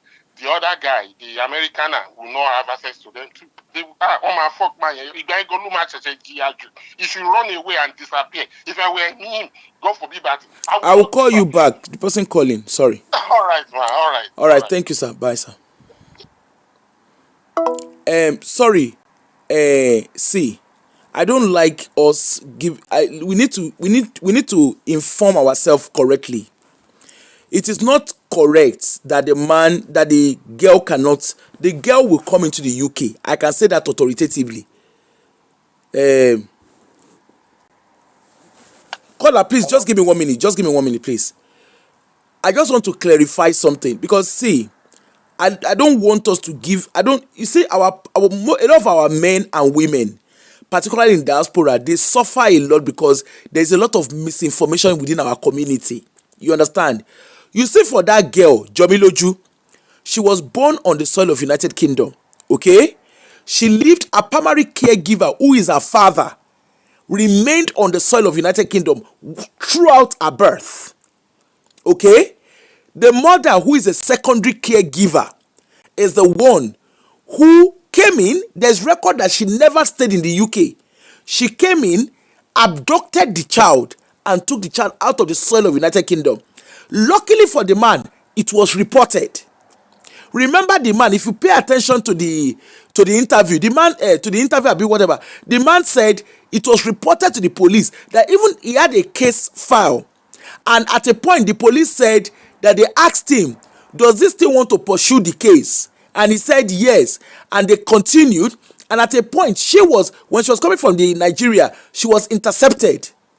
Okay? The girl will get a British national. I can say that confidently. Confidently. They don't even need a lawyer. All the man needs to do is file. Referring to that case file. That's all he needs to do. You don't need an immigration lawyer to do anything. People that wrote him in here, Mr. Rotimi Adeoye, or whatever he calls himself, if he doesn't know what to do, give him my number. I will guide him. He doesn't need anybody to show him what to do. He doesn't need a lawyer. It's something that is a straightforward filing. And they will give the girl a British passport. I can say that confident. All right, sorry, go ahead. See, I don't even know why you're trying to argue with this man. You don't have to do that. You don't have to even explain yourself. No, it's because of the wrong information. You understand? I know, but because we are doing. Sorry, my brother. We have a platform. You never can tell who is watching. You understand? I know. And misinformation leads to a lot of problems. No, sometimes, like you just did now. That's how you will come and explain. But you don't have to be arguing with him the way you are going back and forth. Now that you explain, it's better than you just do. Okay, you made your point, but you want to make a clarification. You now say that you don't have to. Because first of all, I see what you mean. I remember you were telling him, if you are born on the soil of the US, you are a citizen. That's the 14th Amendment. The reason they passed that law was because of the slaves. So when they were freed, they gave them citizenship. So that was when it's 14th Amendment. You can see now there's Google. So I don't understand why people now come online and just come and make blind argument. Gone are the days. With the information is out there. And someone who is a social worker who understands some of these things telling you that passport, but you were telling him, he was still arguing. Maybe his point is this: if the father too, I will not allow that girl to come closer until to deconstruct. Of course. Because family me. Toba 7 years. Fine, I will bring her here. She will never live with me. I will find a way to be meeting her somewhere. She doesn't even need to live with him. She doesn't need to live with him at all. I will focus on my family. I understand where the man is coming from, but now coming and saying, boy, all that boy needs to do is just go to the US Embassy. I mean, Victoria Land, sorry. Just go there. One ticket for Monokai. Next available flight. I'm telling you. So people should not just come and argue what they don't know. And particularly the person even speaking is in the UK. So you don't, sometimes, one thing I also learned before moving to the States is that sometimes we Nigerians, we think we know. But if you don't live in America, you don't know jack. Even United Kingdom. My brother, sorry to interrupt. I know someone, a friend of mine, very, very close to me. Okay? Do you know her father passed, her mom passed away. You understand? We're in secondary school then. Her mom passed away. Her father now remarried. Àṣé wọ́n fi àjẹ girl yẹn. Ọmọ yẹn tẹkọ̀ létí ó lọ sẹ́kọ̀ọ́. Èmi ò mọ̀. We were in SS1 at the time. Kádìpẹ́ mi gan ti mọ̀ ní kádìpẹ́ mo ti jára mi ni. Bóyá àǹbá ti wà ní UK tipẹ́. She went to what's the name? She went to British High Commission. Àwọn ló gbé kò ní passport. Stepmother fly without passport. And his stepmother oya birth certificate oya everything. The girl, British High Commission, they just needed her name and her date of birth. That was all they needed. That was all the girl is in UK. Oh my God, in the system now. Allow me. It was later when we now reconnect, when I now came to the UK. Woman take footprint, DNA one system. So once they put that name, once they take that, they will check. Okay, this is you, and they will confirm the hospital, everything. It's not Nigeria that we don't have record. You know what, my brother? I was telling that my friend when I now came to the UK, we were talking one day, and I was not telling her. She now said, he said, I didn't know you were a British citizen. We would have gone together. That was how that girl came to UK. Please, our people, let us be careful. Like yesterday that I was talking, I said that because of some of our men, we don't have information, and that's why some people will come online and say, we need to stop that nonsense.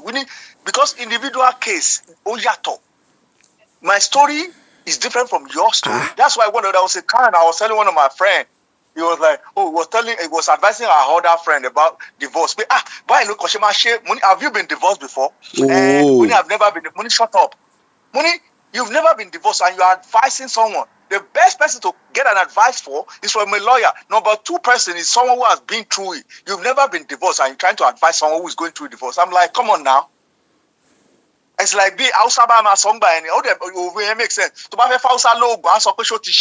Abi. But there are people we want to advise people. You've never been through the thing, you've never been divorced, and you want to advise I'll just look at that, I'll shake my head like you've never been through it and you are advising someone. No. Our people are just funny. He said, I've been to court, I've been with someone. I said, but have you been divorced ever? He said, no. I said, please keep quiet. Let people who've been through it, let them talk. And that's a problem. Our people, they do too much they know, and whereas they don't know jack. They don't even do research. You know, there's a lot of information. There's a lot of things that our community would have been far. And something. Let me telling you, too.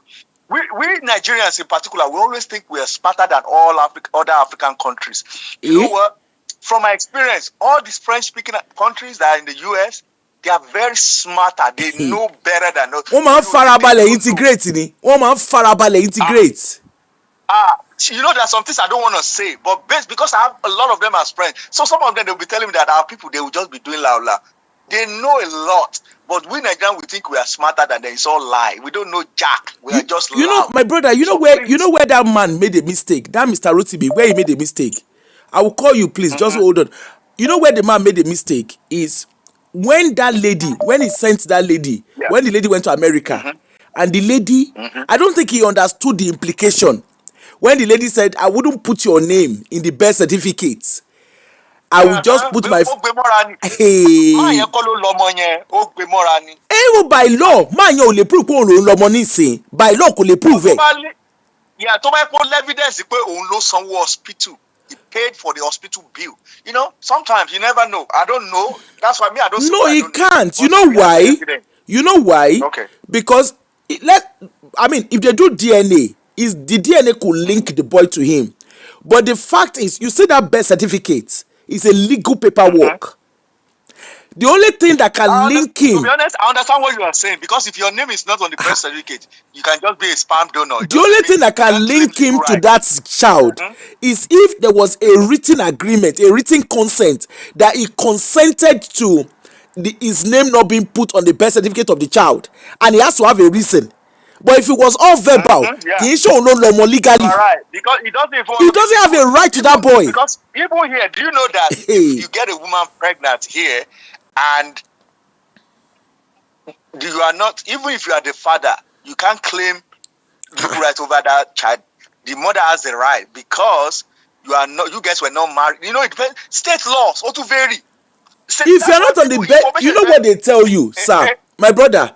As a social worker, you know what they tell you when we are removing a child, or when we are interfering, or we are going to the life of a child. Okay, if we want to look at contacts. You know, like when we do contact, like father saying the child and stuff like that.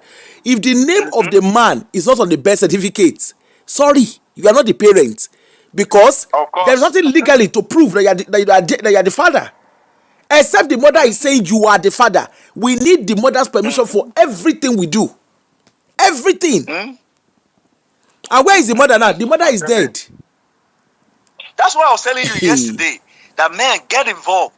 See, all my children, I was the one that supplied. Even on the birth certificate, they will ask who supplied the name, who is the father. So that's why I was telling men, get involved. Kọ́ jára wọn kùtùkùtù, kọ́ jára wọn játajàta. All my kids are birth certificate. Who provide the name? Baba orúkọ mi wà Gbagadani. And to supply orúkọ àwọn ọmọ hospital. You know, so those are the things that the man doesn't even understand what he's saying, because it was like, she put my middle name. Your middle name, anybody can be Williams. Anybody can be Williams. Yeah, because like you said, Baba and not calling nígbà tó ń bímọ hospital. So okay. Yeah. Son name is go to pè there. To wà lọ video nígbà tó ń bí. One máa call question person in America pé who supplied the name? One, because one fẹ́ mọ̀ into, but the father gave us the name. Thank you, Jerry, my brother. Please, let us learn. Let us learn. When people that have been in that field, they are telling you, let me be honest with you, I'm still learning. Even that's why I've been here for a while, I'm still learning every day, new things every day. But if you are not in that field, there are some things you will not know. You understand what I'm saying? So people who are in the field, they are telling you this is how it works. But in yeah, which I agree. I totally agree with him. That 7 years, yeah.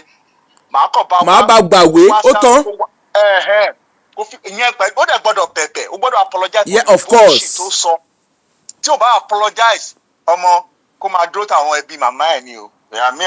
don't play. Like, I'll focus on my children, my new wife, and the new family. That's it. But about Bebe, this is it. Because, like I told you yesterday, Mama look buy kò love woman yẹn, kò dẹ̀ love àwọn ọmọ ẹ̀. Kò love woman yẹn, kò love àwọn ọmọ ẹ̀ at all. Ẹgbẹ́ tó gbọ́mọ kúrò ní UK. Ó tún lọ parọ́ fáwọn ọmọ yẹn pé bàbá wọn wà responsible. Àwọn ọmọ ṣẹ́ dem on. There's a tendency for a child to believe they are mother. Of course, you know, of course. Very manipulative. So, it be blame ọmọ yẹn, but tó bá máa wá màá jẹ́ kó deconstruct for a while màá jẹ́ kó ti realize pé kó nǹkan tó wá sọ pé dáàdì kó máa bẹ̀bẹ̀ pé mọ́mí wa ló parọ́ fún ẹ má bínú màá ti rí pé ó ti change genuinely màá dẹ̀ sọ pé you have to contact with all the mama family tó lè máa fẹ́ get to me through that's it after a while I will give her 5 years tí màá ti wá rí pé ó ti change dáadáa and wa máa ríra but not like I will bring her into my family. No. It's too toxic. It's too toxic for that to happen. Ọmọ tó ti brainwash tó ti particularly ọmọ yẹn á ti 15 rẹ̀ pé 15 máa ti ń parí secondary school Naija ọmọ tó ti já Naija tó ti orientation Naija ló wà lórí ẹ̀. Ṣe. Thank you, Jare, my brother. Yeah. Thank you. Bye. Hello?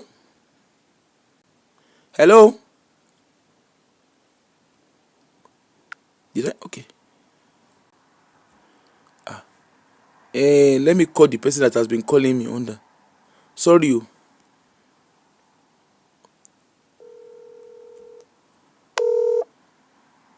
Hey, that mom of 5, how are you, sis? Good afternoon, sir. Good morning. Good afternoon. Good morning. I say good afternoon. Good morning. Whichever good afternoon, one. ma. This is I'm calling from US. Yes, ma. Good afternoon, ma. How are you, ma?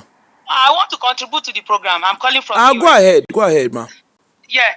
So the issue is this: if anyone is being born in the soil of America, they can come back anytime.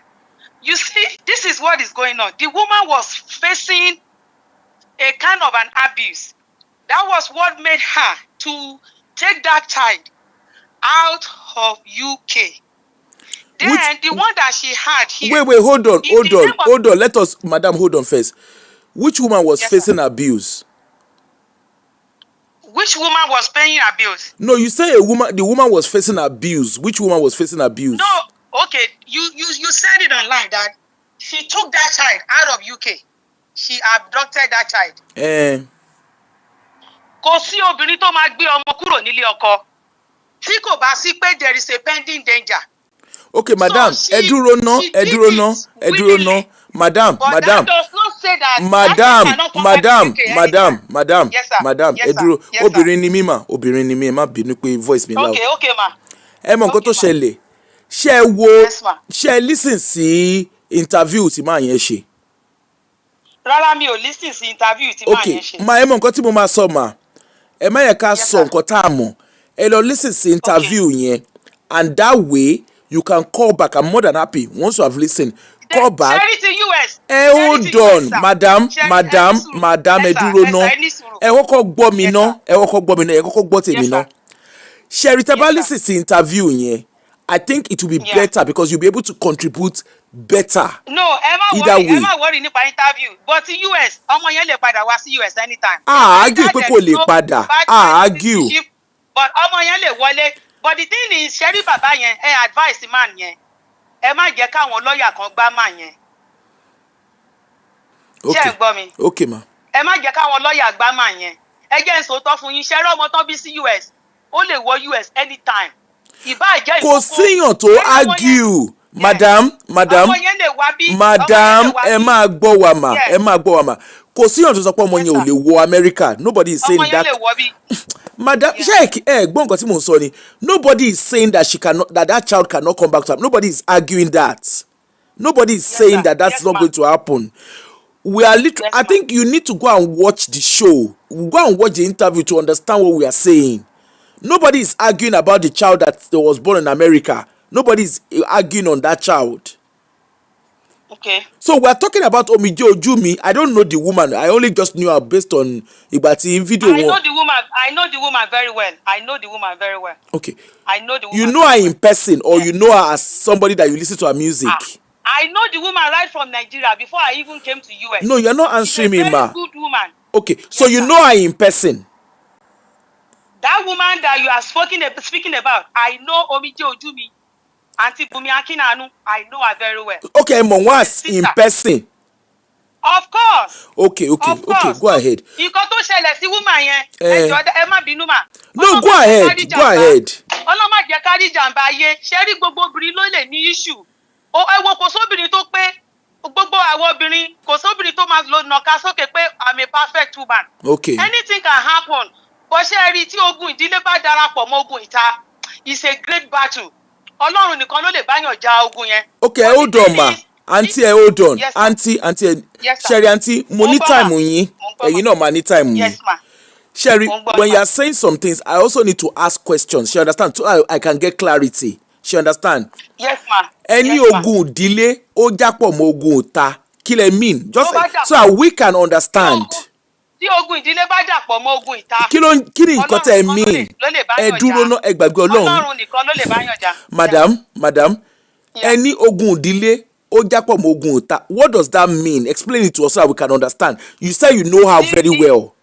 The reason why I said that is this. I'm a spiritual person. I'm a Christian, and I go to CAC church. I'm a let me call myself I came from MFM and I joined CAC. Okay. So when it comes to the spiritual things, mo yato between spiritual battle and physical battles. Sherry obìnrin yẹn. Can you speak in English so that the other people, so that audience too can learn from you? Okay, ma. The reason why I cannot expatiate more on that is because the spiritual thing is foolishness to the people that does not believe in it. Don't worry. Don't forget about. Yes. We will understand you. Just explain it to us, and we will understand. So we are all learning. What I just want you to know is this: the journey of a woman nearly occur in this life. Alone, it is only God that can journey with us. Okay. There are some gifts that we have as a woman. When we have those gifts in us, and that gift is embedded in us, and God wants us to use those gifts efficiently at a certain time. When the spiritual thing is calling for spiritual, you will go as the Lord has ordered you. Okay. But the thing is, when it comes to a battle where physical battle is now interfering with the spiritual one, okay, and you are not being guided right, and people just want to make fame in your name, and at the same time, all of the people that call themselves prophets or whatever, see, if you are being guided right in life, if you are the right person that can talk to you, that can tell you do this and you do that, you will still go there and fight battle. Okay. This life is a risk. Okay, and madam. Hold on one sec. Hold on, sir. Hold on, ma. Mo máa béèrè question o. Aunty, ẹ dúró ná, ẹ gbọ́ tèmi ná. Ẹ gbọ́ tèmi ná. Ẹ máa sọ̀rọ̀ mà. Ẹ ní sọ̀rọ̀ tó ẹ máa sọ̀rọ̀. You see all these things, I will ask question no. I will ask question. So if you're ready for me to ask question. I watched something online. There was a woman that said something online. All of them, they are just parabolating. They don't know anything. That woman said, Omije Ojumi, ó ní láti lọ bẹ̀ àwọn tó ṣẹ̀. Obìnrin yẹn, woman yẹn wá sọ pé òun júbà àwọn ayé o. Òun júbà àwọn. Excuse me, who is that person? Okay. Sherry, whenever anybody is coming online, they need to think whether you don't have to be a spiritual person and you don't have to be either non-spiritual. But when we sit deeply and we think and God minister things to you, you will know how to speak online. Okay, ma. Because if somebody is telling us online that Omije Ojumi, ó ní di láti lọ bí àwọn tó yẹ kó bẹ̀. Ó ní di láti ṣe ohun tí ṣe ti Késárì ṣe fún Késárì. Ó ní di láti ṣe gbogbo yẹn. Let me be honest with you, ma. It's inconsequential. Okay. It's inconsequential. Are you ready for me, ma? Are you ready for me? Hold on, ogun ogo lobìnrin yẹn jà. And let me be honest with you. Ogun ò kí ń jà olófo láyé, ológo lógun máa ń jà. Okay. But the thing is, she's a woman. I get it. I feel her pain because the day I saw that thing online, I was crying. I cried and I wept bitterly because abiyamo lèmi náà. Yeah. Let me be honest with you. Any battle that is afflicting a woman in life, and such kind of a woman is not being guided right, or people are trying to make fame or name in the name of that person, and they are misguiding the person, or because they don't want to come out openly to show their face. When they saw that vision against her, that she this is going to, what did they do in their closet? Did they pray for her? Madam. Did they pray for her? Hold on 1 second. And that woman is facing a lot. The woman is facing a lot. Aṣọ tí à ń wọ̀ sára, ó bo many things. Oh, àwọn wow. ọmọ méjèèjì tẹ́ ń sọ yẹn ọmọ ológo ni wọ́n dẹ̀ máa débi tán máa dé láyé. But the thing is, ṣe rí àwọn ọmọ yẹn kò sí nǹkan kan tó máa ṣe àwọn ọmọ yẹn, I'm telling you. Okay. The reason being that àwọn ọmọ méjèèjì, their father is in abroad. Okay. Their father is in abroad. Their father can claim them anytime. Okay. Because let me be honest with you, whether their name is not on the birth certificate or not, or whether their name or not, àwọn ọmọ méjèèjì, bàbá ọmọ ló they are lọ́mọ. still in Nigeria. Whether they are bad or good, just like some people have been contributing that àìmọye ọmọ tó jẹ́ pé èèyàn máa mú wá bá àwọn family ẹ̀ ní overseas tó jẹ́ pé they will turn to something else. That is not true. That is not true. If the second child will be tó bá fẹ́ wá sí America lọ́la, ẹ má jẹ́ ń tàn yín. Àwọn kan wà ní America yìí tó jẹ́ pé they are so much. wọ́n máa tọ́jú ẹ̀ ju bàbá ẹ̀ lọ. No, kò ń ṣe pé wọ́n máa tọ́jú ẹ̀ ju bàbá ẹ̀ lọ.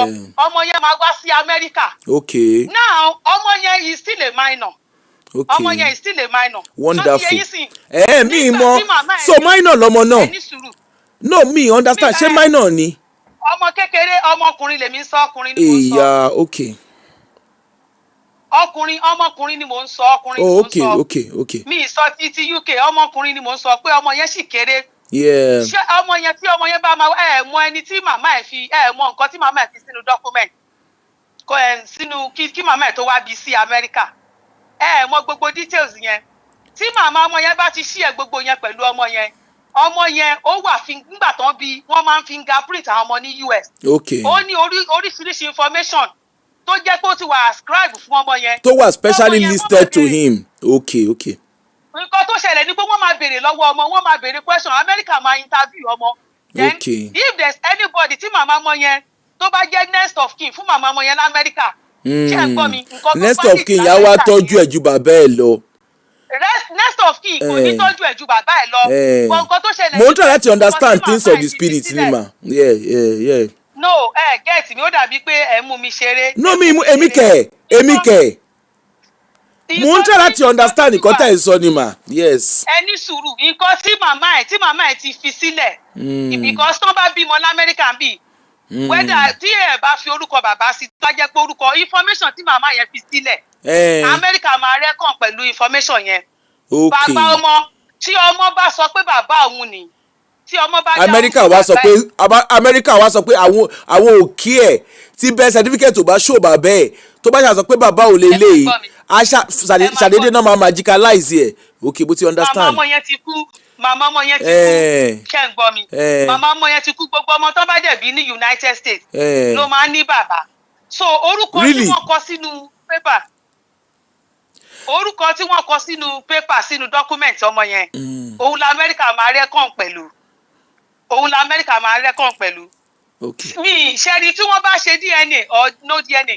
Amẹ́ríkà wọ́n ń ṣe gbogbo yẹn pé wọ́n ṣe DNA, wọ́n argue pẹ̀lú gbogbo yẹn. Yes, ma'am. Tí ọmọ bá ń bọ̀ tí ò bá sí ìjà lórí pé èmi kọ́ ni mo lọ́mọ, èmi ni mo lọ́mọ. Amẹ́ríkà ò ní ṣe gbogbo yẹn. Amẹ́ríkà wọ́n ní interest nínú gbogbo yẹn. Ṣebí kọ́mọ ti padà síbí ni. Ọmọ was born in the US. Information tí màmá ẹ̀ fi sílẹ̀, òun l'Amẹ́ríkà máa reckon with. Okay. Ṣé ẹ ti ẹ dúró náà ma aunty ṣé ẹ ready for question tèmi? Mo ready for question yẹn béèrè. So ẹ jẹ́ ká mú lẹ́yọ kọ̀ọ̀kan mà. Ṣé ẹ mọ̀ pé àǹtí Omije Ojumi ṣe mẹ́kún wọ́n máa rì? Àǹtí Omije Ojumi ó máa rì, mò ń gbọ́ yín. Okay. Ṣé ìjẹ́ ẹ mọ̀ bí tí ọkọ wọn wà? Ẹ gbàgbé gbogbo yẹn, má jẹ́ ká sọ online. Àǹtí mò ń béèrè, ṣé ẹ ti sọ story ti yín. Bọ́tí ọkọ yẹn ṣáà ti ní family mi, ṣe bọ́kọ yẹn ti ní family. Àǹtí ìbéèrè ò kì í fàjà. Ṣé ẹ mọ̀ bí ìjẹ́ ẹ mọ̀ bí tí màá yẹn ń gbé? Ẹ máa wo tí yẹn béèrè another question tó ní mi ta. I don't want to disclose. Kò sí problem. Ẹ wo bí mi ò fẹ́ disclose. Okay, there's no problem. Àwọn nǹkan tí ò yẹ kí n disclose. Okay, ma ṣé ìjẹ́ ẹ mọ̀ the last time táwọn ọmọ yẹn àti ọmọkùnrin àtọmọbìnrin ìjẹ́ ẹ mọ̀ last time tó bá bàbá wọn sọ̀rọ̀ last? Ṣebí a rí online, ṣebí a rí gbogbo online tí bàbá wọn fẹ́. Mo rò bẹ́ẹ̀ sọ pé ẹ mọ̀ àǹtí Bùnmi, mo rò bẹ́ẹ̀ sọ pé àǹtí Bùnmi dáadáa délédélé ni. ẹ wo bí ṣẹ́rí no question àǹtí ẹ máa gbọ́ tí ṣẹ́rí àwọn nǹkan kan wà tó jẹ́ pé mi ò lè ṣí àpẹ̀lú yín I can't share it. ṣẹ́rí a man spoke online àǹtí ẹ má yẹ ká a rìn. family member spoke online tó jẹ́ pé mo dẹ̀ support nǹkan tí màá yẹn sọ online wípé ikú tí Omije Ojumi kú woman yẹn kú the family must come first. ṣẹ́rí mo ti sọ fún yín pé ogun ilé àti ogun ìta. ok àǹtí táwọn èèyàn bá ti mọ̀ nípa ìṣòro èèyàn wọ́n máa ń gbé ìṣòro yẹn àǹtí hold on náà ṣẹ́rí ogun ilé o àtogun ìta ẹ kọ́kọ́ ní kọ́ tẹ pọ́ọ̀sì náà ẹ jẹ́ ká dì pẹ̀lú ogun ẹ jẹ́ ká dì pẹ̀lú reality tó wà wájú wa báyìí. àwọn ọmọ yẹn ìjẹ́ ẹ̀ mọ̀ pé àwọn ọmọ yẹn ò tí bàbá wọn sọ̀rọ̀ fún ìwà ọ̀ ìjẹ́ ẹ̀ mọ̀ bẹ́ẹ̀ mà. mo ń gbọ́ yín mà. ok now kí ló ń porúkọ ẹ̀ bàbá àwọn ọmọ yẹn ìjẹ́ gbọ́ nǹkan tí bàbá àwọn ọmọ yẹn ń sọ.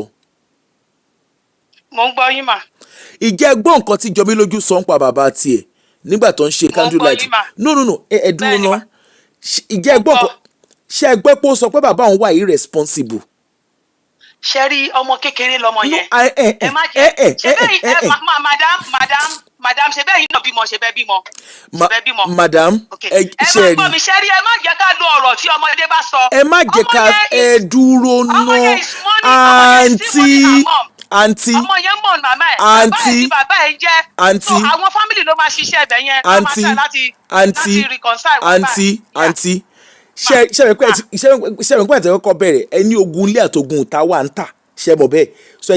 mo ní tí ogun ilé àti ogun ìta bá fọwọ́sowọ́ papọ̀ against èèyàn nǹkan tí mo sọ nìyẹn mi ò gbàgbé nǹkan tí mo sọ mi ò gbàgbé. ok sorry ẹ má bínú tógun ilé àtogun ìta bá fọwọ́sowọ́ pọ̀ àbí mo understand. bó ṣe wá rí èmi wá fẹ́ béèrè torí obìnrin náà lèmi náà mo ní ẹ̀gbọ́n ọkùnrin mo dẹ̀ ní àwọn àbúrò ọkùnrin èmi náà dẹ̀ bímọ ọkùnrin lágbára èmi náà mo ṣe láwọn ọkùnrin mo ṣe lọ́mọ ọkùnrin èmi ò ṣe women supporting women. ṣé rí nǹkan tí ẹlẹ́mọ̀ àǹtí Omije Ojumi àbí kí náà porúkọ wọn ṣé rí àǹtí Bùnmi yẹn bẹ́ẹ̀ sọ pé wọ́n náìsì tó yẹn nǹkan tó ń ṣe abiyamọ làwa méjèèjì ẹ jẹ́ ká sọ̀rọ̀ síbi tọ́rọ̀ wà nǹkan táǹtí yẹn ṣe ó kù díẹ̀ káàtó wọn ń ṣàbíamọ o agbíagba lànà ń pè yàn ẹ fi báìbù lẹ̀ àǹtí ẹ fi báìbù lẹ̀ ṣé àǹtí ò ka báìbù gbígbà tó ń ṣe gbogbo ògbà tó ń wù sọkọ wọn ọwọ́ ọ̀ka báìbù ṣé wọ́n fi báìbù rọrí ni. ṣé ilé ọkọ tẹ̀ ń wò yìí ilé ẹ̀kọ́ ni ilé ẹ̀kọ́ àbí. ẹni sùúrù mà ṣé ilé ọkọ tẹ̀ ń wò yẹn it takes èèyàn tó jẹ́ pé àwọn tó ní ogun méjèèjì àwọn tó ní ogun papọ̀ ó difficult fún wọn láti dìjọ pé pọ̀ it's like bí kéèyàn kí ọkùnrin ní ogun nídìílé bàbá àti ìdílé ìyá kíyàwó náà wá dá sí ṣé mọ̀ pé ó máa difficult bíbélì ní pé ẹni tó bá lè fi ọgbọ́n I don't know if you are Christian or not àǹtí ṣe fẹ́ gbọ́ tòótọ́ èmi á judge o àǹtí èmi á judge ṣe rí èmi ò ń ṣe God mi ìdẹ̀lẹ́ bá ṣe God bò ṣe fẹ́ gbọ́ tòótọ́ àǹtí ṣe rí don't judge òun ló báyé wa òun ló báyé Nàìjíríà gẹ̀rẹ́ bí tá a wà yìí. ẹ wo bí ẹ jẹ́ ká gbàgbé ń pa yẹn Nàìjíríà is Nàìjíríà ẹ̀yin ìṣèbọ́mọ yẹ ilẹ̀ Yorùbá lẹ́yìn ṣebí ẹ̀yin ò ṣàǹṣe òyìnbó àti ọmọ Gàmbàrí ni mí o ọmọ Gàmbàrí ni mí. ok mo gbà yín gbọ́ ibikíbi tó bá wù kẹsà àti wá ṣe rí gbogbo ẹnikẹ́ni tó bá ń lọ síbi gíga nílé ayé yìí we will face one thing ẹni tó náà bá wá fún ní shock absorber through prayer ṣe rí ogun ayé kì í ṣe tìbọn àti àdá ogun ayé kì í ṣe tìbọn nǹkan tí mo kàn máa gbà yín nímọ̀ràn ni pé àǹtí nǹkan tí mo kàn máa gbà yín nímọ̀ràn ni pé bàbá yẹn ẹ sọ fún bàbá yẹn ní láti tẹ́kì àwọn ọmọ bàbá èwo ń bẹ. bàbá àwọn ọmọ méjèèjì ẹjọ́ náà ẹ ní sùúrù ẹ má fi ọ̀rọ̀ sí mi lẹ́nu ẹ dẹ̀ má push mi because ẹ jẹ́ sòótọ́ fún yín ẹ ti sọ fún mi in your own instance that nǹkan tí àǹtí Bùnmi ṣe ó bàdì ó ṣe gbádùn. ẹ bọ̀ ṣé kò bàdì ni. ẹ jọ mo fẹ́ make reference kan ẹ ní sùúrù mà ṣe ti gbọ́ sórí àǹtí Tọ́pẹ́ Àlàbí nítorí pé mo follow àǹtí yẹn mo máa ń follow wọn àǹtí Tọ́pẹ́ Àlàbí despite what the husband did àǹtí Tọ́pẹ́ Àlàbí took care of Ayomiku. Look at Ayomiku now. Aunty Tope Alabi suffered a lot. Òun wá ní road model. Tope Alabi. Ẹdúró náà so Aunty Tope Alabi ní road model gbogbo yín. Any suru Aunty Tope Alabi, she's a great model to every woman. Minus me. Minus you. But let me be honest. Ṣé road model mi? Ṣẹ́rí tí ogun bá ń ja obìnrin nílé ọkọ, obìnrin will protect the life of the children. Ṣẹ́rí ọkùnrin, ṣèbọ́kùnrin ti marry sí. Àǹtí yẹn ti kú. So kó má marry. Sísá Bùnmi ti kú. Kó má marry. Mi sọ pé kọkùnrin yẹn má marry. Bí Ọlọ́run ṣe dá ọkùnrin, ó yàtọ̀ sí obìnrin. Ìgbọ́ tí mo jẹ́ láti sọ fún yín ni pé ṣẹ́rí obìnrin tí ẹ̀ ń wò yẹn, obìnrin we are susceptible. We are susceptible to many things. Tó jẹ́ pé ó ń ṣẹlẹ̀ nílé ọkọ wa, tó jẹ́ pé kì í ṣe gbogbo etí ló lè gbọ́ many things. But let me be honest with you. Ẹ lè dá obìnrin yẹn lẹ́bi. Pé àwọn nǹkan kan wà ẹ máa gbọ́ mi. Lẹ́dùn ọ̀rọ̀ tí bọ̀dà Arótìmí sọ sílẹ̀ a lè dá Àǹtí Bùnmi lẹ́bi. Ẹ máa gbọ́ mi. Ṣebí gbogbo nǹkan tẹ fojú rí lè ṣebí eléyìí tí ẹ̀yin fi ojú rí tí ẹ fojú rí lẹ́rí. Ẹ mọ̀ nǹkan tó ṣẹlẹ̀ àǹtí. Eléyìí tí ẹ ò rí tí Ọlọ́run rí ńkọ́. Èyí tí ẹ ò rí tí Ọlọ́run rí ṣé rí nǹkan tí mo kàn máa jẹ́ kẹ́kàn advice àwọn èèyàn ní. So invisible. Because ní online oríṣiríṣi teachers ló wà online. Ẹ kàn sọ fún bàbá àwọn ọmọ yẹn he can still take care of his children. Kó teleport ara ẹ̀ kó lọ tọ́jú àwọn ọmọ tí omi jẹ́ ojú mi tó ò jẹ́ kó ní access sí. Tí ò bá tọ́jú àwọn ọmọ yẹn ẹlòmíì á tọ́jú àwọn ọmọ yẹn wọ́n dẹ̀ máa dàgbà. Àǹtí bẹ́ẹ̀ Christian lẹ pera yín àǹtí bẹ́ẹ̀ Christian ẹ dúró ná madam bẹ́ẹ̀ Christian lẹ pera yín bẹ́ẹ̀ Christian lẹ pera yín. I'm a Christian. Bíbélì ò kọ́ wa gbogbo nǹkan tá à ń gbọ́ online sí Bíbélì ò kọ́ wa pé ká máa ṣe bẹ́ẹ̀. Ṣẹ́rí àwọn ọmọ yẹn wọ́n máa dàgbà. Ṣẹ́rí I am very proud of those children. Jobiloju and the brother. Okay. I am very very proud of them. Okay, kò sí wàhálà mà. Very very proud. Just like the way their father will be proud of them. Okay, their father can still have access to them. Their father can take care of them. But their father is still their father. Nǹkan tí bàbá wọn ní láti ṣe ni pé kí bàbá wọn make it. Bàbá ọmọ ni bàbá ọmọ wa máa jẹ́. Àwọn ọmọ ò bá àtàpá sí bàbá wọn, bàbá ọmọ ni bàbá máa jẹ́. Mo ti gbọ́ yín. Ẹ ti gbọ́ àǹtí mo ti gbọ́. Àǹtí ẹ̀ mọ̀ nǹkan tó ṣẹlẹ̀. Àwọn ò lè tàpá sí bàbá ẹ̀ ṣe bí nǹkan tó ṣẹlẹ̀ ṣe bí ẹ̀yin àgbàlagbà máa ń pè pé tó gidi ò bá lanu. Aláǹgbá ò lè kó wọlé. Bàbá yẹn can still make things right with the kid. Àwọn ọmọ yẹn òun ló bí wọn. Ṣẹ́rí tán bá ṣe DNA ẹ ti sọ. Èèyàn kan ti sọ online pé tán bá ṣe DNA. Wọ́n máa mọ bàbá àwọn ọmọ yẹn. Bàbá ọmọ ló lọ ọmọ. Ṣẹ́rí gbogbo nǹkan tá à ń pè ní pépà. Gbogbo nǹkan tá à ń pè ní pépà. Ọlọ́run lè fàya Ọlọ́run lè override ẹ̀. Ẹ̀jẹ̀ God of suddenly kò sí wàhálà. Wọ́n dẹ̀ bí ọmọ wá sílé ayé. Ọlọ́run fún wa ní orí ọ̀fẹ́ láti gbé oyún sínú fún oṣù mẹ́sàn-án. Okay. A dẹ̀ fún ọmọ ọlọ́mú fún oṣù mẹ́fà. Àbóṣù méje. Àǹtí ṣẹ̀mẹ̀ pé insemination wà lọ́yọ̀ ṣẹ̀mẹ̀ pé insemination wà. Ṣẹ́rí obìnrin tó wà ń lé àǹtí ẹ mọ̀ nǹkan tó ṣẹlẹ̀. Okay, mo ti gbọ́ yín. Ọdún ti happen. Bàbá àwọn ọmọ yẹn ń ṣì ní bàbá àwọn ọmọ yẹn. Okay, mo ti gbọ́ yín. Èmi ò èké sí ẹ o because ẹ lè take bàbá away from the life of the children. Okay. Àǹtí Bùnmi dẹ̀ ṣe ẹ dúró àǹtí ẹ tẹ pọ́ọ̀sì ẹ kọ́kọ́ tẹ pọ́ọ̀sì mà ẹ tẹ pọ́ọ̀sì náà.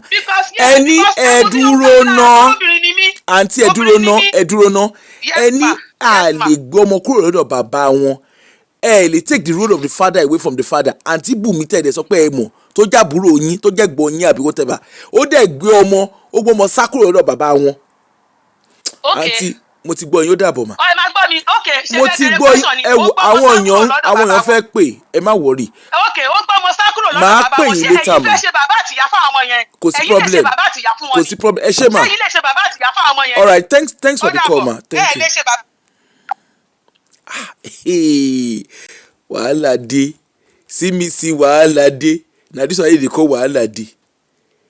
Where the person wey dey coming from Nigeria? I don't know the call don jako mora wọn. You get person wey dey coming from Nigeria? I don't know. Call me back. I don't know. I can't even remember the number that is calling me from Nigeria. I can't make out the number. Anyway, the Nigerian number we call. Ṣé ẹ rí ṣé una dey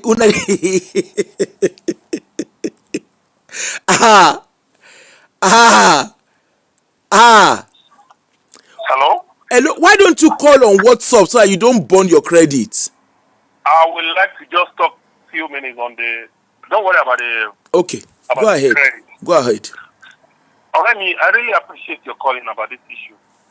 The number one thing, Timo said, "Ko bi woman lady so wan le oko, ko le fi le oko rara." Animal is a big No, animal. no, please be mindful of your words, please.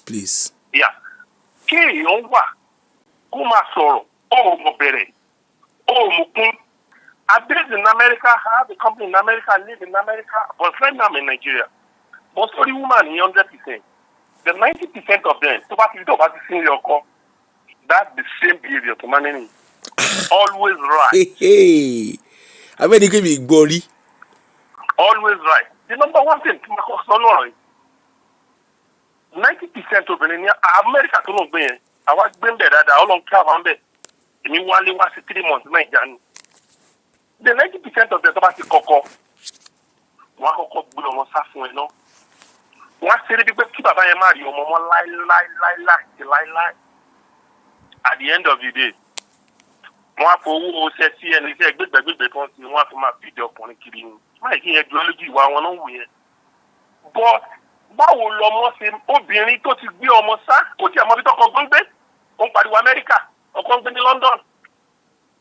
Náà báwo lọmọ ṣe máa pe constitution ọmọ tí ìyá ẹ̀ ò fọ ní privilege láti bá bàbá ẹ̀ sọ̀rọ̀ obìnrin tó bá wà responsibility tó ní láàárín torí ẹ̀ pé tí ò sin Ọlọ́run lódì at least wá fún bàbá ọmọ ní privilege láti máa bá ọmọ ẹ̀ sọ̀rọ̀ ẹ̀ lè má sì mọ́ kò ní ìpẹ́jọ́ máa wà lọ́jọ́ alẹ́. Hello, are you there with me? I'm listening to you, sir.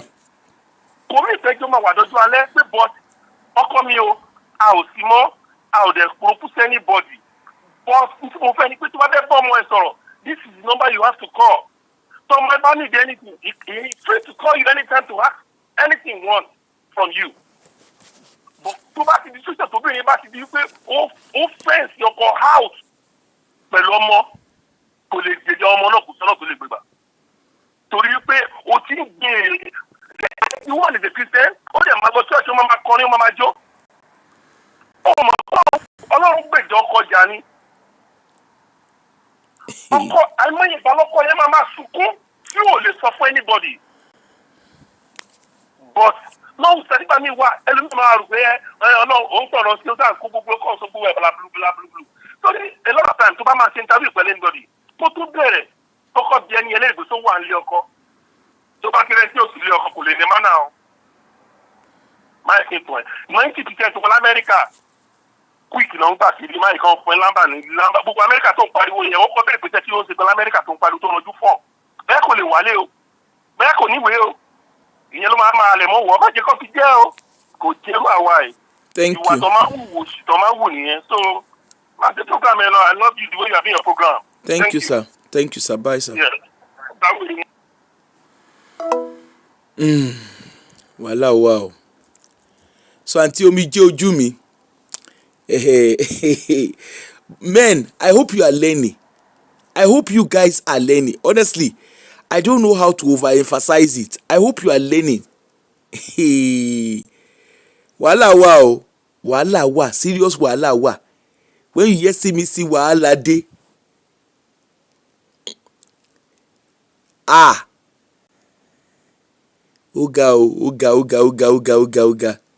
Oga.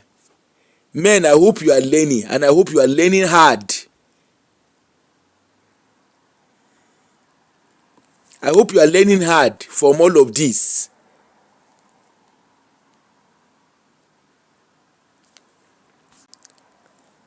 Abi o, Lamba sef touch me. Edumare Loba. Wàhálà dey, serious wàhálà dey. Bàbá ọlọmọ lóhùn lọmọ tí ogun ta bá pàdé ogun ilé àbí how da aunty take talk dey. Ìwà burúkú ò dáa o, ìwà burúkú ò dáa. There is no way to explain it. Ìwà burúkú ni ìwà burúkú ń jẹ́. Ìwà burúkú ni ìwà burúkú ń jẹ́. Anyway, like I was saying, please help us advise Brother Rotimi ibi tẹ́ bá mọ̀ tó wà ẹ bá wa advice wọn. Brother Rotimi ṣé Brother Rotimi jọ mí lójú you better get in touch with your father's people. All those your uncle àbí na pastor all of them. Wọ́n máa bá ẹ tọ́jú ẹ̀. Àwọn àǹtí wọ́n pa àwọn ọmọ family yín. They will help you to look after. They will those children ìyà ò lè jẹ wọ́n. Iṣẹ́ kíní story for the gods ni o. Wàláì I be senior orphan, I be your colleague, I be your very senior in the matter. My father died in 1981. My mama died in 2010. You see say the years apart e plenty. My papa 81 ni 81 ló kú. My mama come follow am, he come tẹkọ̀ létí follow am 2010. Oh boy. I be senior orphan. When you dey hear orphan with PhD, wallahi. You see all this, anybody wey be your mama friend wey dey tell you, don't worry, we will look after you, we will do this, we will do that. Hey, ikinika. Story for the gods ló ń jẹ́ bẹ́ẹ̀. Story for the gods ló ń jẹ́ bẹ́ẹ̀. You better find your papa. You see your father's family, you better go and meet them. Kó lọ ná fẹ́rẹ́fẹ́ fún wọn. Kó lọ kúnlẹ̀, kó lọ bẹ̀bẹ̀. You see your brother dey sorted o. See your brother dey sorted. He dey sorted for life. American embassy ni all he needs to do is just waka go American embassy. Na you your own leg, the table of your leg dey shake. Carry yourself. Go meet your papa. Go beg your papa. And Mr. Rotimi, like everybody said, me self, the truth is, I'm not saying you should have her in your house. You can file in for her. She can get a British passport. She doesn't have to live with you. Like you said, you can get her to go to boarding school. Get her to get she doesn't even need to be on the soil of United Kingdom to get a British passport. She can get it from Nigeria. She doesn't have to be on the soil of United Kingdom at all. She can get it from Nigeria. All you just need to do, file in, go to Croydon, file in, book appointment, file in. Sorry, not go to Croydon. You can do it online. File in for her. And all she needs to do, is all online. You file in, she goes for the interview. They will book an interview for her. She will go and collect. She will go there, go and do what she needs to do and get her passport. She doesn't need to be on the soil of United Kingdom to get her passport. Put her in boarding school. During school holiday, at 16, over near 9. During school holiday, I máa ṣiṣẹ́, afashe. I get out, afashe, I get out. So bá yẹ ṣiṣẹ́ tán, after school holiday kó padà sí Nigeria, àwọn ẹgbẹ́ ń ṣiṣẹ́, àwọn ẹgbẹ́ ń fàṣẹ during school holiday. Ọmọ 16 ní NI ní UK. NI is kí ló ń pè l'Amẹ́ríkà, ṣọlá. Social security. Kò ní láti bá bàbá ẹ̀ gbé.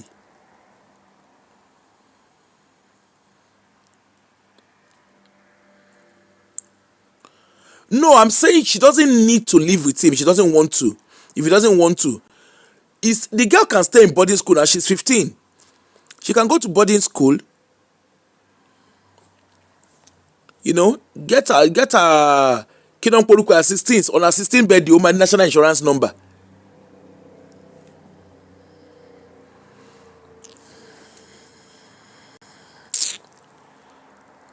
Ẹ ṣé o, a dúpẹ́ o. Ẹ wò ọ̀rọ̀ dihun kí náà ń porúkọ ẹ̀ di ogun lé àsìjámọ́ ogun ìta wàhálà wà mo ń bọ̀ bí this one wey dey call me so. Hello. Hello. Yes sir. Hello. You are talking and we are listening, yeah? Good evening. Good afternoon, sir. Oh, yes, good afternoon. I'm calling from US, as you can see. Yes. Yes. I don't know the detail. This is the first time I come across you, on YouTube. And I was listening to you. And I think you're trying to help. But the lady that I don't know whether I think she's not on anymore. She just spoke regarding spirituality and family trouble and problem. That is exactly the reason why we have problem in Nigeria. all these people going to all these redeem and all these churches and all these people that is telling them, it is your family problem, it is this and that. Yes, that could be family problem and spiritual problem. But you see, the way that we take it in Nigeria is killing us. Now, you were trying to ask her some questions regarding the details of what she claimed that she know about that lady. She never offered one. So maybe she's using her own personal experience, to interject into this particular problem with the lady. So I didn't get the whole story, so I can't really make a good comment. But based on the way the lady was talking, she got it. She's dwelling in the spiritual world, and when you do that, sometimes you get carried away, and that is why even that's one of the reasons why Nigeria is in the condition we are today, because the pastor told you this, the Alpha told you this, and then you're going to be wrong. After all, these people, they don't have no power over you. Spirituality, is really, really different from reality. So you are trying to ask her some questions and she's not answering. She's trying to answer you, I think, with her own experience, which actually she might even need help more than the lady she's talking about. And so, but like I said, this lady that called you, she said that she know the Omije something, whatever the name is, but she didn't say anything that proved that she knows her. Now, and if she knows her that deep, then she should be able to. Well, I know that maybe some of the things that she know regarding spirituality and physical problem, maybe she couldn't, say that, But if you get involved in this kind of conversation, you got to say what you know. If you know it's true, you have to say it, so that other people can really learn from it, and then they will understand, where you are drawing your point, of support. Now, I think maybe the lady knows the person personally, or she's saying that can you a little bit expatiate on the problem, madam, if you don't mind. My brother, if the mentor of that caller that called is the like of Tope Blabi, she's relating Tope Alabi. You can forget. You can. No, hold on. Forget it. I know. Yeah. If the person that is their mentor is Tope Alabi and Bumi Omije, whatever she's called, there's right, fire on the mountain. Right. Now, the case of this Omije Ojumi, I'm just going to round up because I'm just about to leave the show now. The case of the Omije Ojumi, right. If you can go and watch, because it's quite lengthy. We did the lady passed away, I think some few weeks ago. She passed away. So at her funeral, in rest in peace. Sorry about that. I don't know if her soul is resting in peace. To be honest, I don't know that. But I think it was last week. You are so happy. No, I don't know. I'm being honest. I don't know if her soul is resting in peace. Right. But the point I'm trying to make is, so at the funeral, there was a video that went viral where a lady was shouting, "Your daddy love you, your daddy love you," and there was a teenage boy, I think, and the boy was shouting, was being agitated and blah blah blah. So obviously, when I saw the video, so a day before they did praise worship or whatever they do, the wakekeeping, they did the day before. Right. So obviously, I think because I have a page, it's natural that they will bring like stuff on your FYP. You understand? So I did see that there was a man who was saying, the way they did the wakekeeping, it was like they're using to trash family, to settle scores. You understand? So I just saw it. Because I don't know the lady, so I just kind of like ignored in the passing. So the following day, obviously at the day of the funeral, there was this agitation from the boy. So when I saw it, I was like, why do they need to call Why did so? It was while I was watching that video that I heard the man now explaining. I remember I called you in your school. Your mother brought police. You know that the man was saying it, but obviously because of the shout and everything. So I decided not to do the show because I wanted to understand the context of it. You understand? Because I've never come across the lady's music or even the lady in this thing. So it just so happened 2 days ago I was just on social media. I don't even know what I was doing. I can't remember what it was I was doing. And the video, the page of a lady called Yekudi courtroom popped up, and it had the interview of the husband of this lady, Omije Ojumi, where he was saying his own. So I took my time to listen. I was like, toyi ló ṣẹlẹ̀. Meanwhile, a day before the day I listened to this one, I was actually doing a show of a lady here in the UK. She also has a YouTube channel called Obodo Yibo TV. You understand? Where she walked out of her marriage 20 years down the line. So, we're doing the show, just analyzing, and saying to men, you guys, you need to be smart. We're just talking generally, you understand? It's all there on my page. So, anyway, the long and short of it is, it turned out that the husband of this Omije Ojumi, the man obviously met this lady. They were dating, they were toasting themselves in Nigeria. She had not accepted, blah blah blah. The woman shakara that we do. So eventually he came to the UK. He toasted that, she agreed, and the guy did. So the guy planned his life around her. That was the long and short of the story.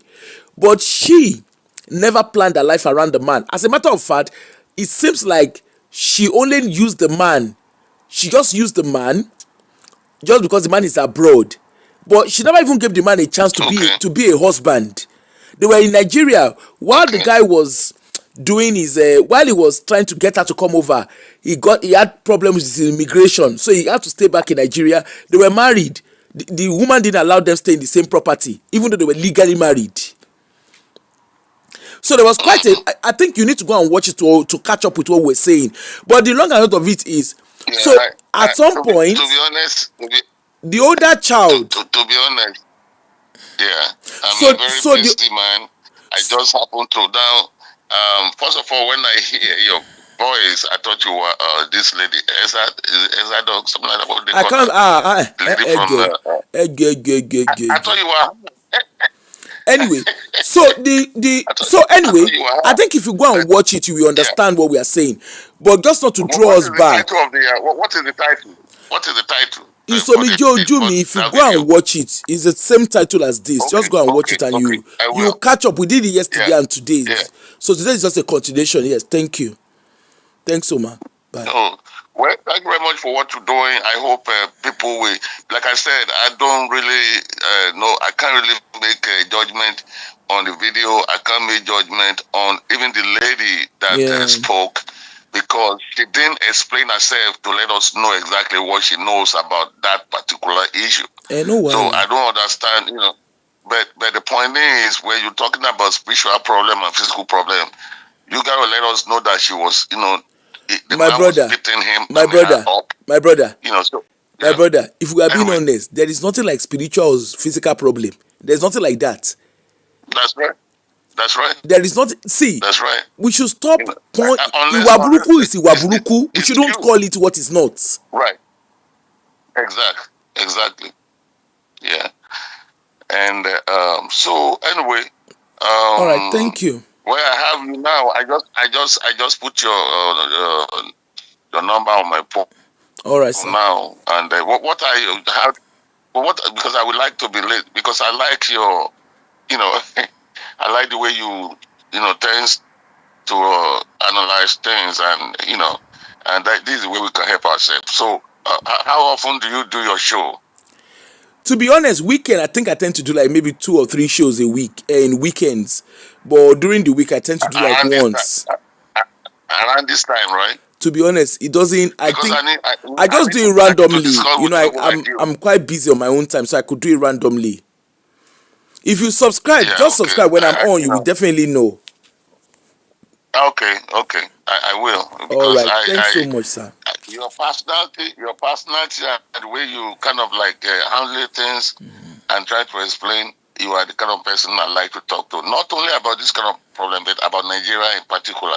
Yeah. Got so many things going in Nigeria now. You are so ignorant, in Nigeria now that we get, well, anyway, we'll be talking. I'm All going right, to sir. subscribe and then, we go from there. All right. Don't worry, sir. Thank you, Yeah. sir. It was nice doing business with you, sir. Okay, no problem. Yeah, sure. All You say right, you are bye. from the north, right? Yes, sir. You say you are. Oh, what part of the north? I'm not from the north. I live in the north, but I'm not from the north. Ah, okay. Are you from the I'm north? Ekiti man. Ekiti Paraku. You are from Ekiti. I'm from Ekiti. Ara le waja. Ah, hey. I'm from Ekiti. All right, sir. Eshe, sir. All right. Yes, sir. Have sir. a good All right, sir. weekend. All right. Bye, Now, sir. take Bye. care. Bye. Iokun. Iyoku, sir. Iyoku, Iora. All right, sir. Thank you, All sir. right. Bye, bye. Very Bye. good. Very good. All right. Bye. Thank you. Bye. Okay. So, let us go. E don do. My mouth dey pain me. Wetin I do? What did I do? Why una dey laugh me? Wetin I do? Say I speak Ekiti.